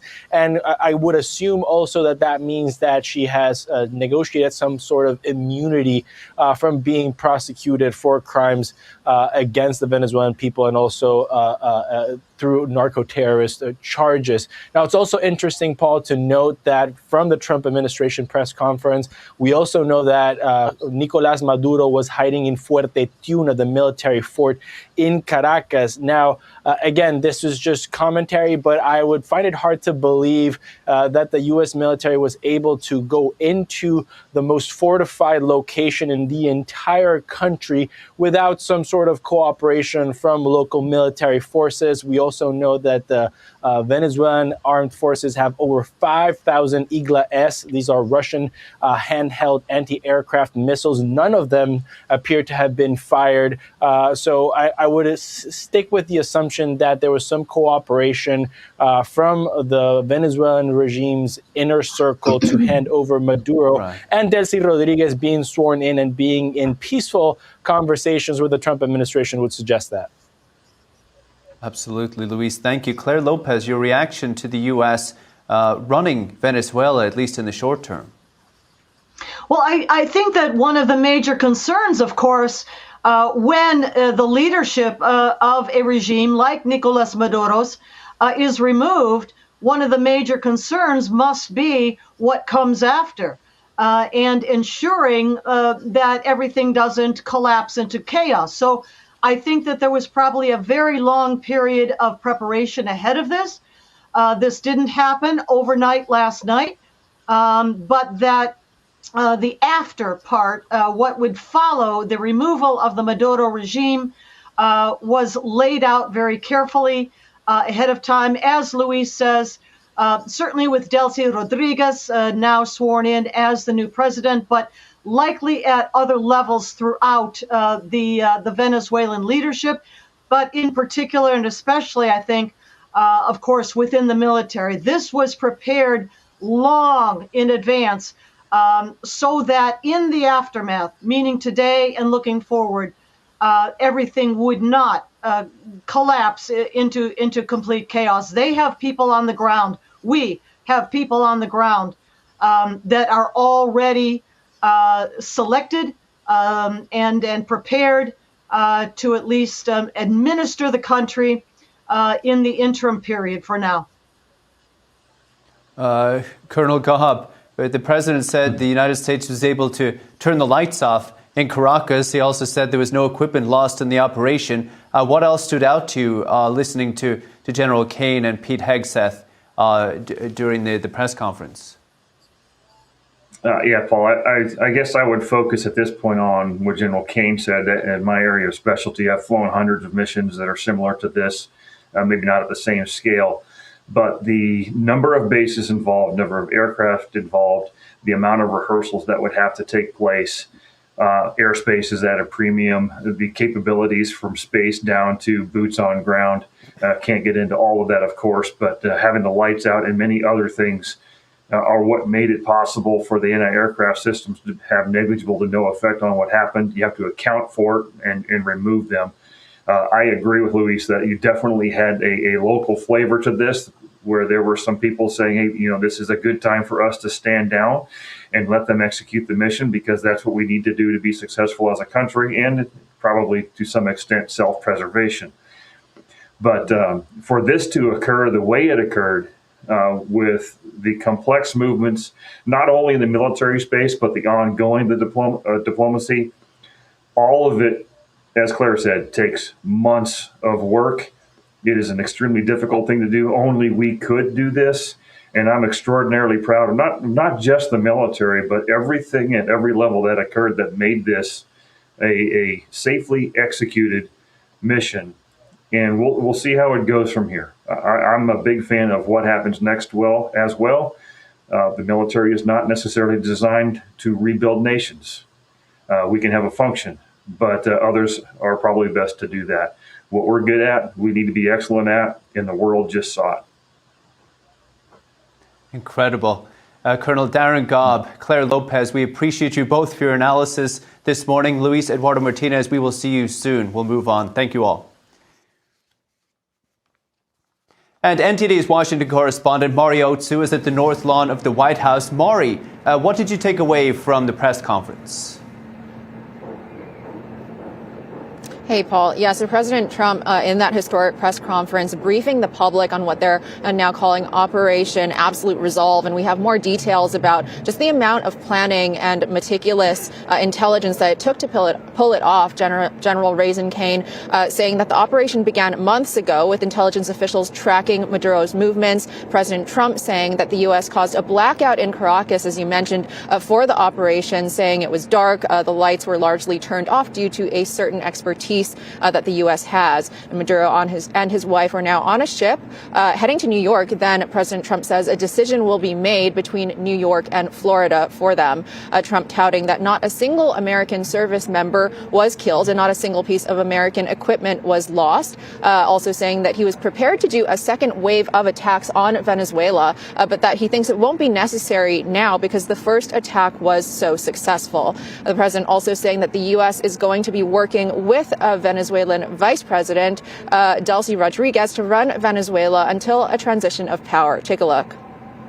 We're going to run the country until such time as we can do a safe, proper, and judicious transition. So we don't want to be involved with having somebody else get in, and we have the same situation that we had for the last long period of years. So we are going to run the country until such time as we can do a safe, proper, and judicious transition. And it has to be judicious because that's what we're all about. We want peace, liberty, and justice for the great people of Venezuela. President Trump also says that the U.S. is going to send its oil companies into Venezuela to help fix their infrastructure there to start making money for the country. And he also says that Venezuela's socialist regime stole U.S. assets through force and that the U.S. built their whole industry there. Take a look. We built Venezuela oil industry with American talent, drive, and skill, and the socialist regime stole it from us during those previous administrations, and they stole it through force. This constituted one of the largest thefts of American property in the history of our country. Considered the largest theft of property in the history of our country. Massive oil infrastructure was taken like we were babies, and we didn't do anything about it. I would have done something about it. America will never allow foreign powers to rob our people or drive us back into and out of our own hemisphere. That's what they did. And the official indictment released by Attorney General Pam Bondi really echoes what President Trump continued to tout about his peace through strength strategy and his national security strategy, putting America first. Maduro's been charged with narco-terrorism conspiracy, with the Attorney General saying that he and his wife will soon face the full wrath of American justice on American soil in American courts. Paul, back to you. Mario, it's at the White House. Maury, important press conference. Appreciate you there, keeping an eye on it for you. Now, as you heard from Maury, the United States will run Venezuela, according to President Trump, until a proper transition team is formed. It looks like they will work with the current Venezuelan Vice President, Delcy Rodriguez, to do that. The president saying that Rodriguez has basically said, we're willing to do whatever you need us to do. The president saying at this point, well, she has no choice but to do that. Now, we heard about the mission itself. General Raisin Kane, he said the mission was carried out by special ops, soldiers, sailors, Marines, and Guardians. He said it took months of planning and decades of experience. CIA, NSA also involved in that mission. And he said it was not only an audacious operation, but the level and the scale and the effectiveness of their integration was something that only the United States would be able to do. And what's interesting to note is he said the weather broke just enough for the mission to be completed. And he said that only the United States would be able to complete the mission in those types of situations. He said it began at about 1:01 a.m. Eastern time, and by 3:29 Eastern time, Nicolás Maduro and his wife were over the water and heading back for the United States. What was interesting was, he said Maduro, as the U.S. forces arrived and they made, just put it, through a fortress in Venezuela. They made it to Maduro and his wife where they were. Maduro made for the safe space, made it there, but was unable to close the door in time. was apprehended. As General Kane said, the two indicted persons, Nicolás Maduro and his wife, who was indicted in 2020, were apprehended and put onto the plane.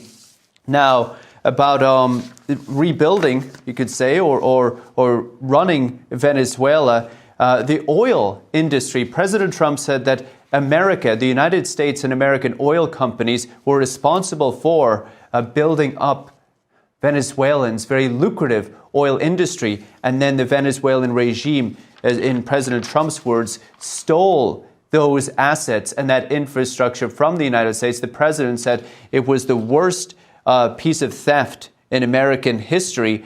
And the president said that the socialist regime were able to just take it from the U.S. President Trump saying he would not have allowed it. And now U.S. oil companies will come back into Venezuela and pay for the rebuilding and the redevelopment of the oil industry, which the president said has been neglected over the years. When asked, what about the countries that are buying oil from Venezuela at the moment, President Trump said, well, we're in the oil business. We'll likely sell them the oil. So the president said it was the most spectacular assault since World War II, compared it to the attack at Soleimani, al-Baghdadi. And he said again that no other nation in the world would have been able to carry out an attack like this. Interesting about the attack itself, the president said he didn't go into the details, but he did say that they were able to turn off the lights in Caracas while the operation was underway. He said that it looks like they were expecting it. Venezuela, at least the president wasn't sure, but he said in some way it looked like they were expecting it. And he said that the one U.S. aircraft did take damage, or did take a hit, but was able to be flown back to the United States. He also said that forces in Venezuela seemed to be in position, but were incapacitated very quickly. Asked about his message to the Venezuelan people, the president said that he wants peace for the Venezuelan people. He wants to give them their country back. He wants to give them justice and safety, and that this new transitional team will work to do that for the people of Venezuela. We have the president talking about the Monroe Doctrine, which basically emphasizes U.S. control and influence and security of the Western Hemisphere. President Trump joking that people are now calling it the Donroe Doctrine, obviously a play on his name, Donald Trump. So just an incredible press conference, and incredible developments this morning between the United States and Venezuela. The president also, both the president and Secretary of State Marco Rubio, somewhat sending a message to other nations in the area as well. Trump saying that Cuba is not doing so well. He also wants to help the people living there, and not just the people Venezuelans living in Venezuela, Cubans living in Cuba, but also those people of those nations who are living here in the United States. Interestingly, the president saying about the new transition team in Venezuela, the current Vice President Delcy Rodriguez seems to be working with the United States, working with Marco Rubio and Pete Hegseth to implement that transition. Of course, Maria Machado, from Venezuela, Venezuelan opposition leader, recently won the Nobel Peace Prize. Many may have thought that she could have been part of the transition team, but the president saying that Machado does not have the respect inside Venezuela to actually execute a mission like that. We're going to bring in now our very own NTD Washington correspondent, Luis Eduardo Martinez. Luis, are you with us? I'm here, Paul. Luis, thank you so much. Luis, I'd like to get your high-level reaction to everything we heard today. Well, responding directly to the comments of Maria Corina Machado, I think that was very interesting and very telling. And of course, this is all high-level negotiations that have been happening for months behind closed doors, behind, obviously, the public eye. And it would suggest that Maria Corina Machado's team and entourage did not reach a consensus with the Trump administration on the best steps to follow after the removal of Nicolás Maduro from power. He was President Trump, very dismissive of her position and role in this entire process, which I think was very interesting to see. I think it's also important to explain to the American audience and not to be carried away by the headlines that are already popping up in a lot of legacy media outlets of Trump saying that they're going to run Venezuela. This is a very delicate time, this transition. So this is a regime that has been in power for over 26 years. They've consolidated complete control of the armed forces, of the National Guard, of the national police in the entire country, have armed collectives in popular neighborhoods all over the country that are at the command of this regime structure. So, of course, the transition needs to happen in a way to allow for security and peace in Venezuela and not chaos, anarchy, and violence. So having the U.S. military presence, like over 30% of the Navy in the region, and having the president immediately say from day one that they're going to be there very closely looking at how everything is developing and that they're ready for a second strike is sending the right signals to the regime remnants to stay in line and allow for a proper democratic transition. So I would assume, and we will of course see how this plays out, that Delcy Rodriguez, the vice president who was reportedly just sworn in as president and who is in communication with the Trump administration, will allow for this orderly transition.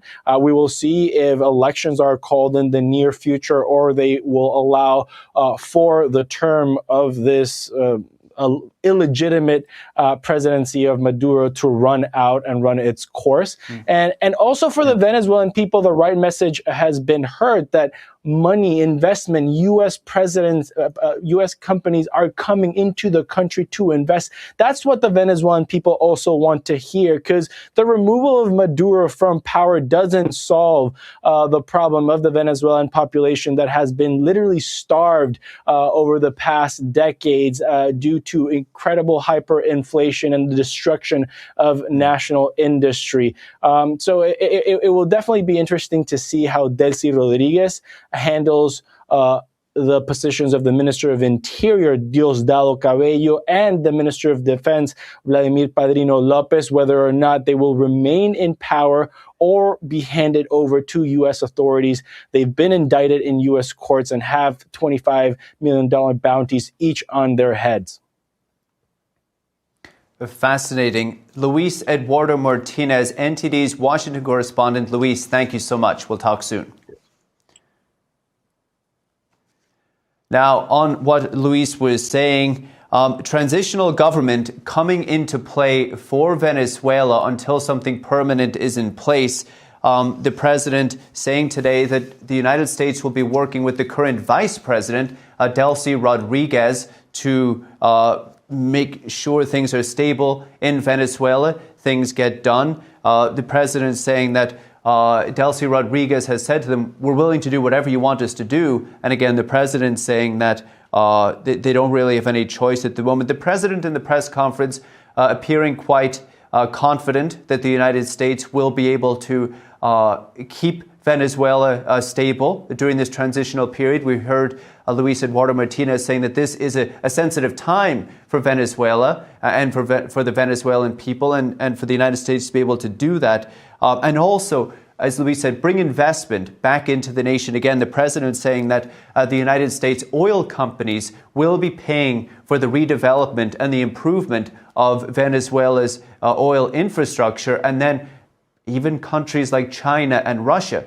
will be welcome to buy that oil from Venezuela. Again, the president saying we're in the oil business. And so we're open to selling the oil to those people. The president as well highlighting, and not just the president, but also Pete Hegseth and Secretary of State Marco Rubio, highlighting Maduro's role in the flow of drugs and crime from South America into the United States.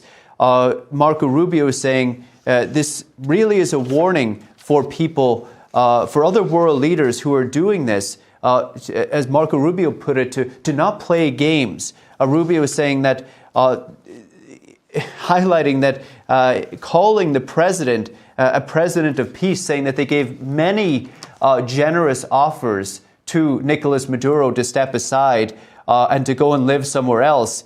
And in Marco Rubio's words, he said, but instead Maduro wanted to play big boy and wasn't willing to step down. And Marco Rubio is saying that today's operation was really a message to other world leaders about President Trump that if you didn't know, now you know. And joining us now is retired U.S. Marine Colonel Grant Newsham. He's also a former U.S. diplomat and senior fellow at the Center for Security Policy. We're also joined by Rob Maness, a retired U.S. Air Force colonel and former Wing Squadron commander. Gentlemen, great to have both of you here. Grant Newsham, your high-level reaction to what we just saw.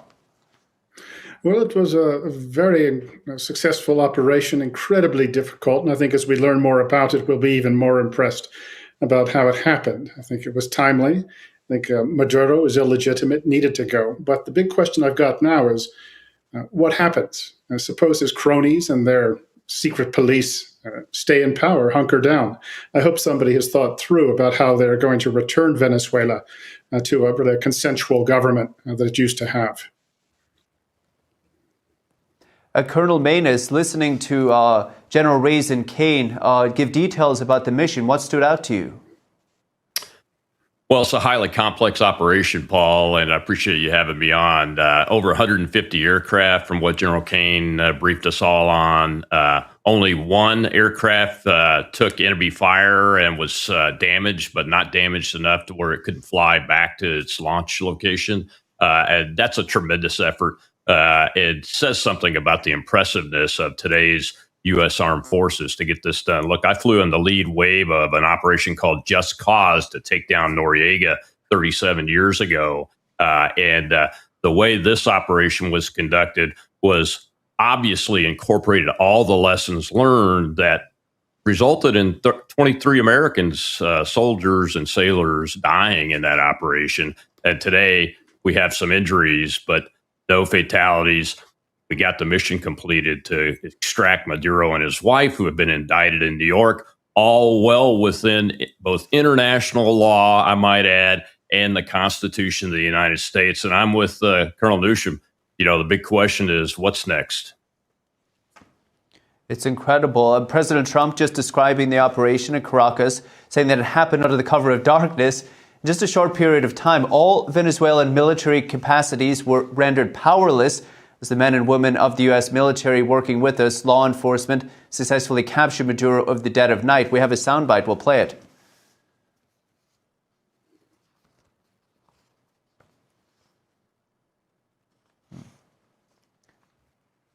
Maybe we'll come back to it. Colonel Newsham, the president said they were able to knock out the lights in Caracas. Not a single piece of U.S. equipment or U.S. life was lost. It just sounds epic, almost. Well, it really does. And I think that anybody who's bought Russian air defense systems is probably wondering if they paid for the right sort of products. The Iranians learned the same thing a couple of months ago as well. I'm not being glib about it, but it does give you some idea that despite, say, how the Chinese adversaries have gotten more powerful in recent years, the U.S. military still is incredibly professional. It has an awful lot of punch. So this was a very well-planned mission, and a lot of things could have gone wrong. The situation in Venezuela, as I noted, and this is the big thing, taking out Maduro was hard enough. But the entire sort of repressive infrastructure, the secret police in Venezuela, has been run by the Cubans for an awfully long time and is responsible for something like 19,000 extrajudicial killings. That's murders.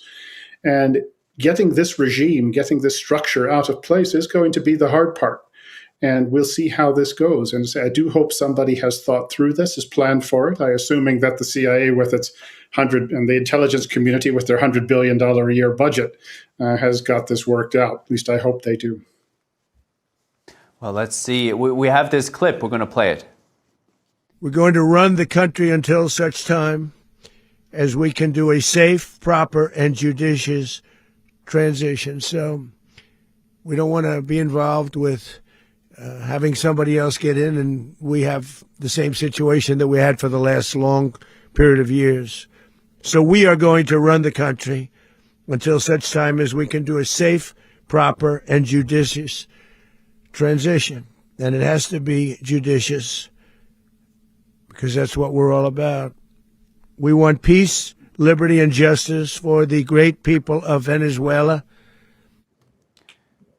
Colonel, your reaction to the United States running Venezuela, at least in the short term?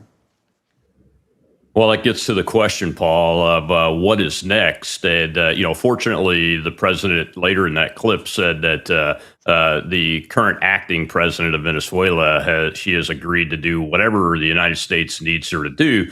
And we also have opposition leaders like the president-elect Gonzalez and Ms. Machado, the opposition leader that was denied to run for election when Gonzalez got elected last year. And Maduro stayed in office anyway, that are ready and prepared to go back and reestablish legitimate government in there. But again, like Grant has said a couple of times now, the real question is the layer upon layer of the secret police, resistance bureaucrats, those kinds of bureaucratic levers have to be addressed in order for this to be successful. Because you have to have more than just people coming out and dancing in the streets and a top layer or two of opposition leaders that are ready to take over the government in order to actually govern the country so that we can do things like have the oil companies from the United States that had their companies and their oil stolen from them come back in and rebuild Venezuela's infrastructure. And those types of things, and reestablish Venezuela as a prosperous country, the most prosperous one in that part of the world, like it used to be. But in order to do that, you have to address this issue with the secret police and other bureaucrats that are going to be resisting. The economics of this is just going to be fascinating. Like you brought up the oil industry. Colonel Newsham, we heard Secretary of State Marco Rubio warning American adversaries to not play games, saying if you didn't know, now you know. He was talking about the president's decision to execute this mission. When you look at Venezuela's alliances and Maduro's alliances, Iran, Russia, China, what message is this sending to them? Well, it's that America is not going to sit idly by while under its nose. You have its enemies, the Chinese, the Russians, the Iranians, the Cubans, using Venezuela as a host, as a platform to actually attack America with drugs, sending gangs up here, and also with the Chinese and the Russians putting in military capabilities. One can easily imagine what the results would be of a dozen sort of missiles hitting the Houston oil industry. It would shut us down immediately. You just can't let this happen. It looked for many years like America was just a lot of talk, but was ultimately helpless. And now it looks a lot less so. And all of our adversaries must be wondering about this now. But one of the real advantages here is that Maduro is an illegitimate president, and his regime is illegitimate and has been for a long time, even going back to the Chavez era. And there's an alternative that is wildly popular that is ready to take over. And it won the last election. The cheating was just astonishing. And even outfits and countries that normally will tolerate any sort of left-wing misbehavior, even they said that this is wrong. And so we have a good alternative, but let's see how the political part of this gets played out. It is nice to see our adversaries on the back foot for a bit, particularly the Cubans. Once they stop getting that cheap Venezuelan oil or free Venezuelan oil and the money that comes from drug trafficking, they're going to be an even bigger mess than they already are. Colonel Manus, doesn't feel like long ago we had Operation Midnight Hammer when the United States took out the nuclear facilities in Iran. That was after the Trump administration gave many warnings to the Iranian regime. Secretary of State Marco Rubio was saying this time they gave many warnings and chances to Maduro to step aside. Again, the same question to you. What is the message of today to adversaries and dictators around the world? Well, I think the message to people like the Ayatollah Khomeini in Iran is exactly what Rubio said. We've given many, many warnings. The president just gave a warning within the last 48 hours about the Ayatollah's forces shooting and killing protesters in the streets.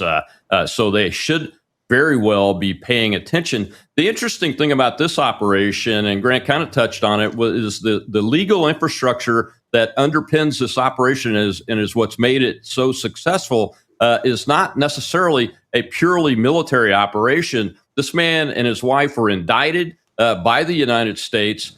So we have that infrastructure and underpinning that makes this operation going to be much more successful as long as going forward the right things are done to keep it stabilized in the country itself. But it begs the question, how do we approach, and I'm sure somebody's working on this on the team, is how do we approach Colombia? How do we approach the cartel targets in Mexico? Because those governments are not in the same exact situation that the Maduro government was, where he's an illegitimate leader that stayed in office after a sham election. And what do we do about those going forward? Because we can't ignore those when we're acting on the priority in the new national security strategy of securing the Western Hemisphere from foreign influence again, which is what the president's doing. Well, Colonel Newsham, on this point, we've seen U.S. military leadership on full display today, but perhaps there's only so much the United States can do when you look globally at all of the issues. But how about U.S. moral leadership and how that is perhaps on display today when it comes to freedom or inspiring not just military or not just political change, but the people in Venezuela, the people in Cuba, as Colonel Manus brought up, the people in Iran who are protesting. Is there a message for people around the world with today's mission? Well, I think there is, and there's an alternative to what you had in a place like Venezuela, where it was really it was Latin America's oldest democracy, closely tied to the United States, a free economy. In over 25 years, it went from that into what it is today, which is an economic mess, a self-avowed enemy of the United States, just a complete problem, as Mr. Trump would use that kind of language. And the people who are the victims of that, they feel like there's no alternative. What are you going to do about it? Well, now and then somebody, in this case it's the United States, is able to do something about it. And that is a breath of sort of fresh air to say people who simply want nothing more than freedom, consensual government. Of course, inconsistency is a permanent part of foreign affairs, so it's not as if everywhere on the planet where something like this is going on is going to get a U.S. or other support, but it shows what can be done. And in this case, Venezuela's right in our backyard, and it was a target that a place that we could easily apply force to it. But this does send a message, and particularly when you look at the way that these aggressive dictatorships look at things, they rely on the free nations not being able to get their acts together to defend themselves. So anytime one of them or more of them push back and fight back, that it really causes them a lot of concern. So this is it's a nice thing to wake up this morning and see what happened here. But there's still a lot of work to be done. Colonel Newsham, you wrote the book, When China Attacks. How exactly will the CCP be impacted by today's developments? Well, they've pretty much been fighting a political warfare against us, a drug warfare, an economic warfare, propaganda warfare, where their inroads into Latin America in the last 20 years are astonishing. And they are ultimately surrounding us, taking away our friends and our allies. And the reason they've been able to do it so successfully is because there's been no resistance to it. Finally, an American administration is paying some attention to Latin America. And this is hopefully the start of something more consistent. But the Chinese have been very used to having really the playing field to themselves. Well, maybe they won't have it that way for much longer. It's incredible to see. I don't believe there has been any official response or reaction from the Chinese regime yet, but I will check if there has been since we began our show. Colonel Manus, what's your take on the reaction and the knee-jerk reaction perhaps of some lawmakers or other people of influence here in the United States whose first response was to attack and criticize the Trump administration for carrying out this operation? Well, they're the usual suspects, Paul. You know, you've got the leftists and the Democrat side, and you've got the anti-Trumpers that react negatively no matter what President Trump's administration does. But this operation is exactly what the people that voted for Donald J. Trump voted for, a use of American military and law enforcement forces in our own backyard to actually defend America's most vital interest against the hundreds of thousands of American deaths that things like these drugs that this cartel that Maduro was operating out of the country of Venezuela is responsible for. This is what they voted for. This is what they expect. They do not expect any type of long-term, endless conflict and those in occupation like what has happened in Afghanistan and Iraq and all of the other useless, endless wars that have cost a lot in billions and billions of dollars in treasure and thousands of American deaths, not to mention the deaths of individuals in those countries themselves. But they do expect this type of work. And that's what this is. And I think you're going to see the majority of folks that voted for Donald Trump come out strongly in support of this type of operation. And they're going to be watchful. They're going to be watchful going forward because that question that we've both asked today is what's next has to be answered in the appropriate way. And I think this team has a plan. I look forward to seeing it unfold and seeing Venezuela and the Venezuelan people return back to the land of freedom. And I'd like to see the hundreds of thousands of Venezuelan refugees that are right here in this country be taken home. And we help take them home so that they can flood the streets in their country and live free again and help rebuild it. Well, it's a very good point, and it's something the president raised during the press conference as well, not just helping the people in Venezuela, not just helping the people in Cuba, but the people who have had to flee these countries. We've seen images, we're going to bring them up soon, of Venezuelans celebrating in Florida, waving their flags and celebrating. It's just been incredible. We'll hopefully have a clip here to play of the chairman of the Joint Chiefs of Staff, General Raisin Kane, sharing details of the operation, where he said over 150 aircrafts were involved, and the youngest in the crew was just 20 years old. Here he is. At 10:46 p.m. Eastern Time last night, the president ordered the United States military to move forward with this mission. Over the course of the night, aircraft began launching from 20 different bases on land and sea across the Western Hemisphere. In total, more than 150 aircraft, bombers, fighters, intelligence, reconnaissance, surveillance, rotary wing were in the air last night. Thousands and thousands of hours of experience were airborne. Our youngest crew member was 20, and our oldest crew member was 49. We assessed that we had maintained totally the element of surprise. As the helicopter force ingressed towards the objective at low level, we arrived at Maduro's compound at 1:01 a.m. Eastern Standard Time, or 2:01 a.m. Caracas local time, and the apprehension force descended into Maduro's compound and moved with speed, precision, and discipline towards their objective and isolated the area to ensure the safety and security of the ground force while apprehending the indicted persons. On arrival into the target area, the helicopters came under fire, and they replied with that fire with overwhelming force in self-defense. Maduro and his wife, both indicted, gave up and were taken into custody by the Department of Justice. Colonel Newsham, your reaction to what we just heard? I'm surprised the youngest was only 20. Usually it's a little lower than that. But it's what I would expect, really, from the part of the U.S. military that does these sort of things. It was nice they used Delta Force, If I was in trouble, that's who I would like to come get me. And if I was sort of somebody they were coming after, they're the ones I would not want to come. They don't talk about themselves, which tells you a lot, but it does get across the thoroughgoing professionalism of the U.S. forces here. And even more impressive is that they could keep this secret. Nobody had any idea what was coming. So this was this will be one for the books. And I say the more that we learn about it, the more impressive it will be. And I look forward to the details of it. But this sort of thing, as we've discussed, now what's next?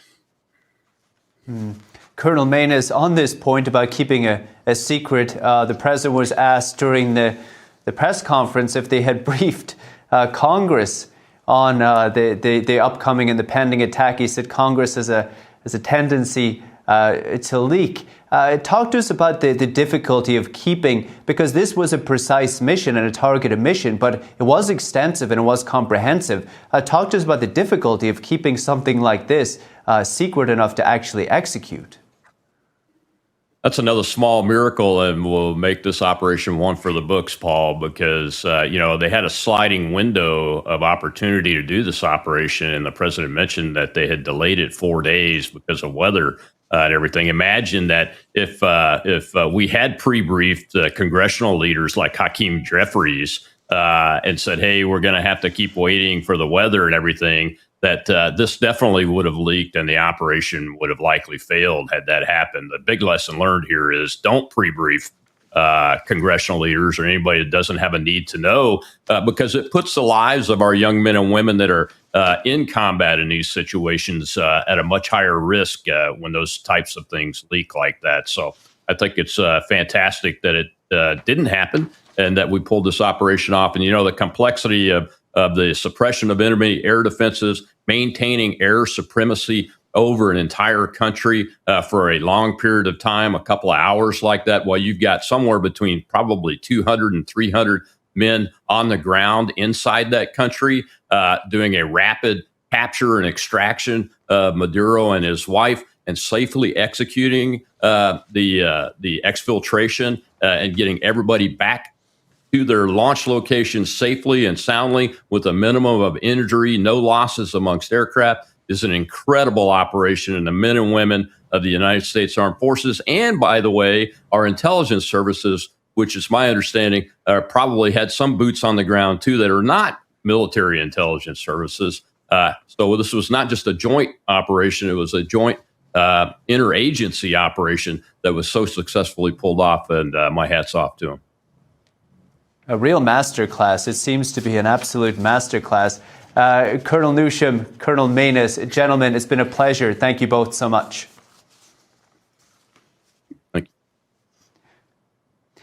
And we're going to take a quick break. Stay with us. We'll be right back with analysis just in a couple of minutes.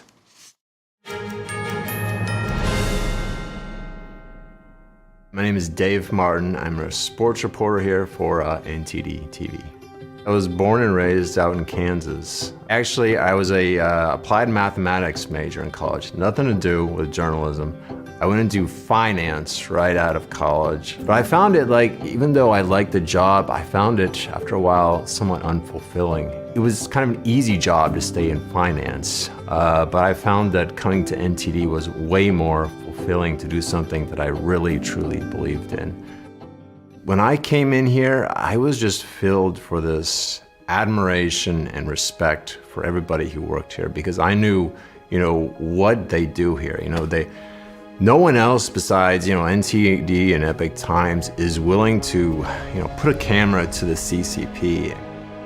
I don't think Americans realize, how close that threat is coming right over here. They've even set up those semi-almost police stations to spy on their Chinese people that are living in America. Those are definitely stories that Americans would want to know, because that's ultimately Chinese trying to put their authority right in the United States, right under our noses. We're willing to actually expose things that other stations aren't willing to do. That makes me proud of what our company does. And that's kind of the organization that I've always wanted to be part of.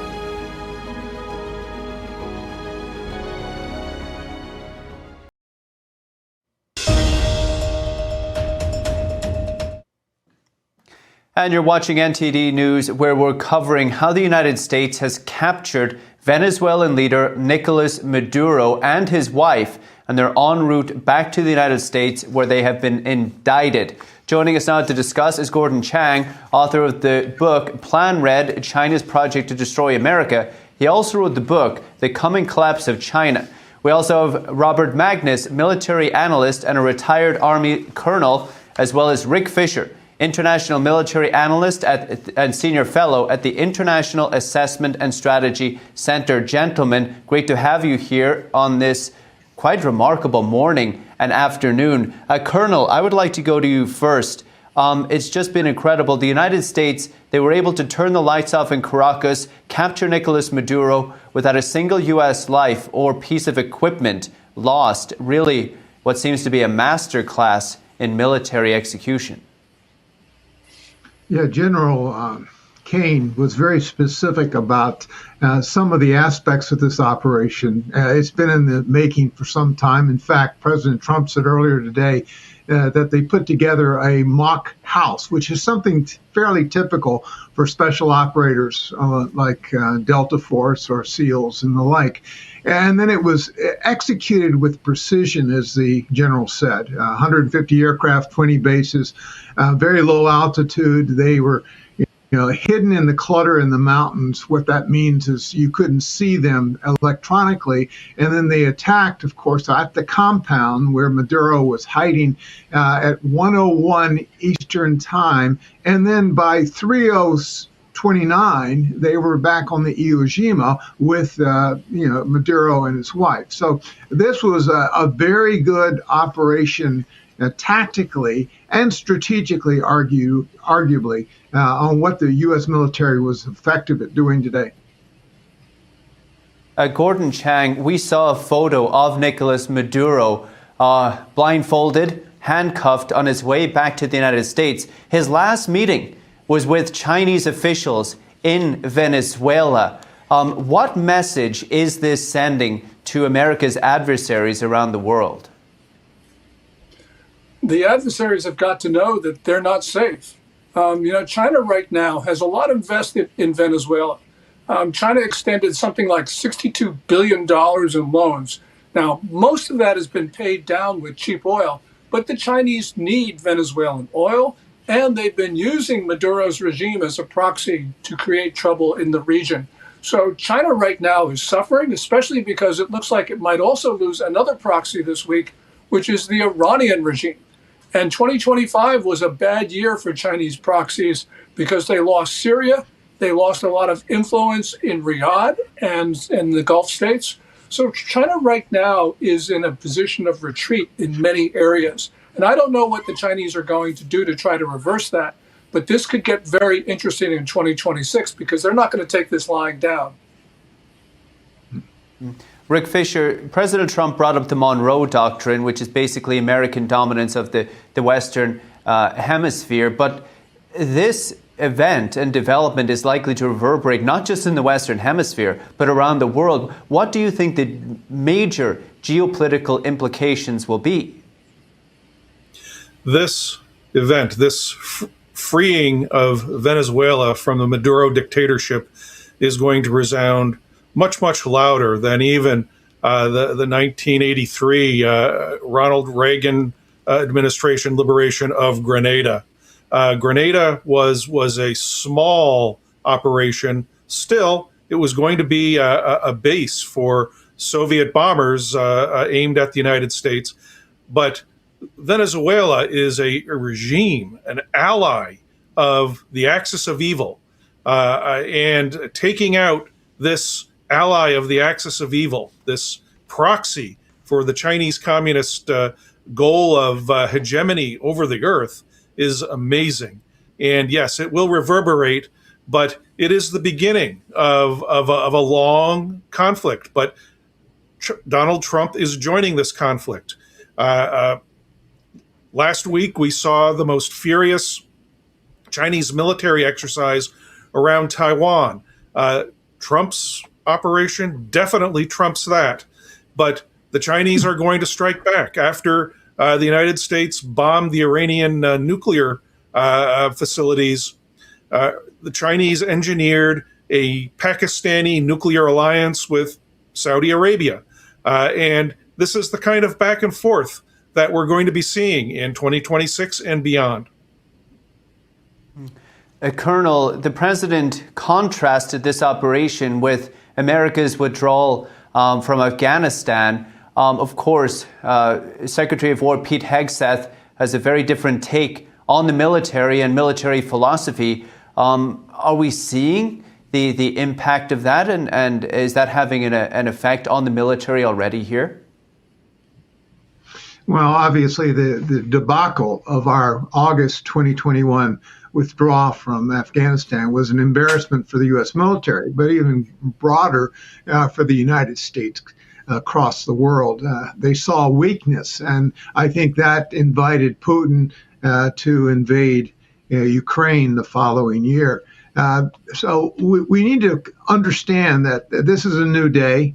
The U.S. military has proven itself in this operation with spades. And I think that, as Gordon has indicated, they're awake over in Beijing to the demonstration and willingness by the Trump administration to use force against ostensibly very good allies for the Communist Party in Beijing. The Venezuelans, now perhaps no more. Certainly the Cubans are awake, the Colombians next door, and other organizations, to include the Iranians in Tehran, who are facing their own internal uprising at the current time. So the U.S. military is proving itself. And I think Mr. Trump, although he's advertising himself as the peace president, he certainly has been willing of late to use the armed forces in a very decisive way. Well, Secretary of State Marco Rubio, he said during the press conference that he called President Trump the president of peace. He said he offered Maduro many off-ramps, many, as Rubio put it, generous offers to go live somewhere else. But in Rubio's words, he said Maduro wanted to play big boy. I want to play a clip for all of you. We talked to some people at a local restaurant in Doral, Florida. People there are celebrating the capture of Maduro at one Venezuelan restaurant. Doral, of course, home to one of the largest Venezuelan communities in Florida. Let's take a listen. What does this moment mean for you? It means so much happiness. No one wants Maduro in Venezuela. Everyone's super happy. I've been calling all the people that I know that's in Venezuela right now. They're all super happy. My grandma has been crying of happiness. Well, I'm living here 24 years. I'm waiting for this moment, and it's amazing. Do you have friends and family? Yes. There? Many. Do they know about it? Yes. What is their reaction? They are, trying not to be happy, waiting for the prisoners that still are in prison. So, what kind of prisoners? Politics prisoners. I knew Venezuela before, during, and now. This is terrible, and this is the best news, and we are so happy. How much pain did Maduro bring to the Venezuelan people? He brought so much pain to us, so much frustration. Like when we were doing the elections, everyone voted for Maria Corina, and he said it was 58% him. No, he didn't. No one wanted Maduro there. Maduro has caused pain to all of the Venezuelans there. The only people that like Maduro is the people that are getting money from him and are stealing money from the people in Venezuela. What message does it send to the people in those countries, Nicaragua, Cuba, Colombia, where communism and socialism is running deep? Socialism is not good. That our governments are not good. We need freedom. Do you think this moment brings hope to other countries that are under dictatorship? Of course, many hopes to Cuba, to Nicaragua, to all the countries, especially in South America, well, all America, Latin America. Venezuela is free now. Soon is coming Cuba, Nicaragua, and I hope that Brazil and Colombia too. What is your message to the Trump administration? Well, first is thank you. Trump, thank you so much for doing this for us and doing this for Venezuela, because we've been waiting for this 25 years of us waiting patiently and patiently and patiently for Maduro to leave. Gordon Chang, your reaction? Well, this is July 4th for Venezuela, and Trump is the liberator. So this is going to be important because it's not only the countries in the region, but it's also Iran, where we're seeing the people of Iran on the streets in about 70 cities taking very brave actions against a regime that is killing people on the streets as we speak. So I think we're going to see a wave of freedom. And the other thing, which is the geopolitical element, is that, remember, Venezuela has the world's largest proven oil reserves, about 300 billion barrels. We're going to see the U.S. companies go in there. They're going to reform and upgrade that infrastructure. And we're going to see a lot of abundant energy, especially to America's friends. So this is going to be really important for free societies everywhere. Colonel, is this the case? This is not just American leadership that we're showing on display, but also moral leadership, the promotion and the support of freedom around the world?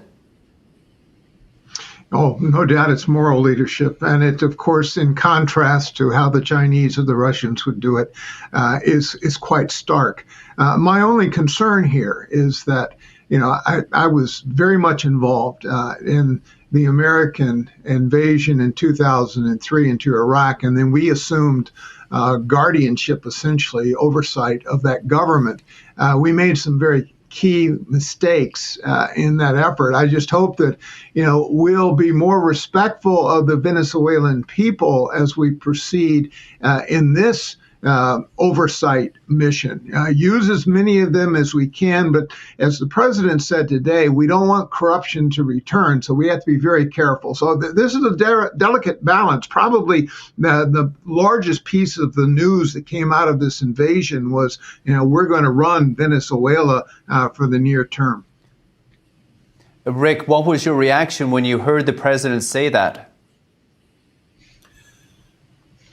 We need to do this transition right, and we need to do it rapidly. The Colonel is absolutely right that the world will be watching how we manage this transition, and it will stand as a further encouragement to other oppressed peoples that they too can realize freedom with the help of the United States and its allies.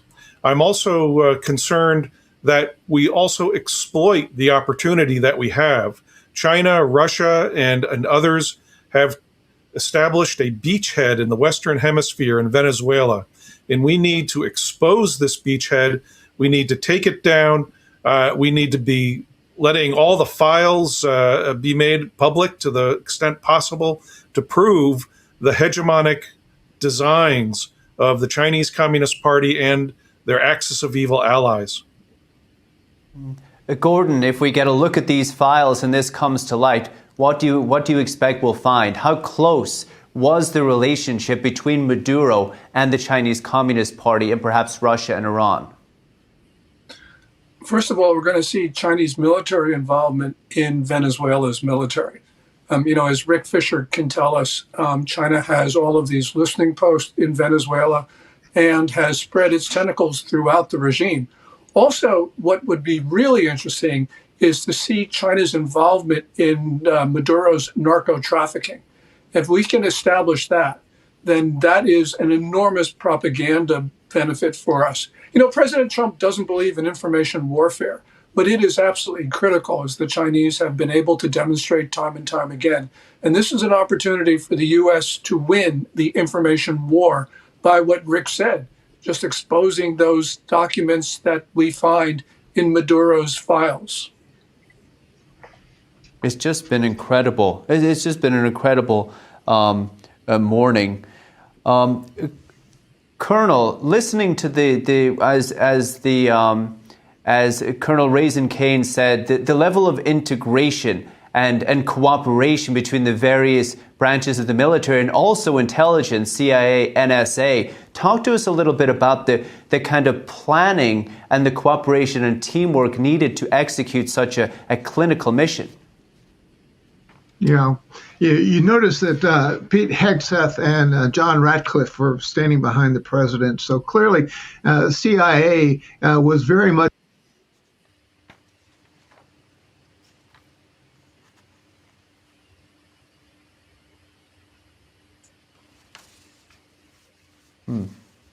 Looks like we've had a technical issue there.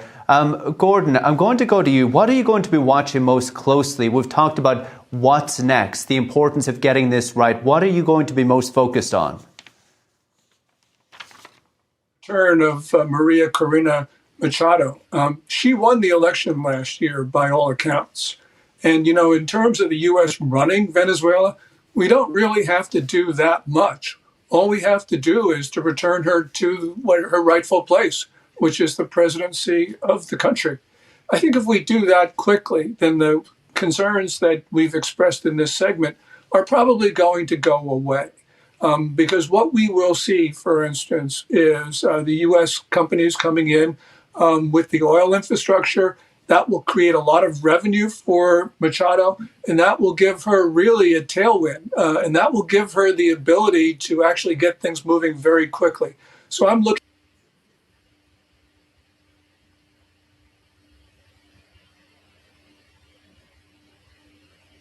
Okay, we've had some technical issues. We thank Gordon Chang, Rick Fisher, and Colonel Robert Maginnis. Now we're going to go and take a look at some reactions from the Venezuelan people after today's developments. What does this moment mean for you? It means so much happiness. No one wants Maduro in Venezuela. Everyone's super happy. I've been calling all the people that I know that's in Venezuela right now. They're all super happy. My grandma has been crying of happiness. Well, I'm living here 24 years. I'm waiting for this moment, and it's amazing. Do you have friends and family? Yes. There? Many. Do they know about it? Yes. What is their reaction? They are, trying not to be happy, waiting for the prisoners that still are in prison. So. What kind of prisoners? Politics prisoners.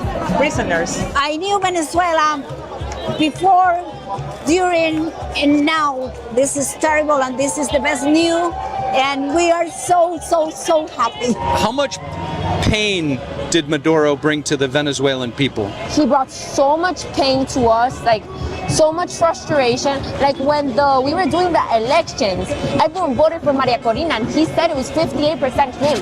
No, he didn't. No one wanted Maduro there.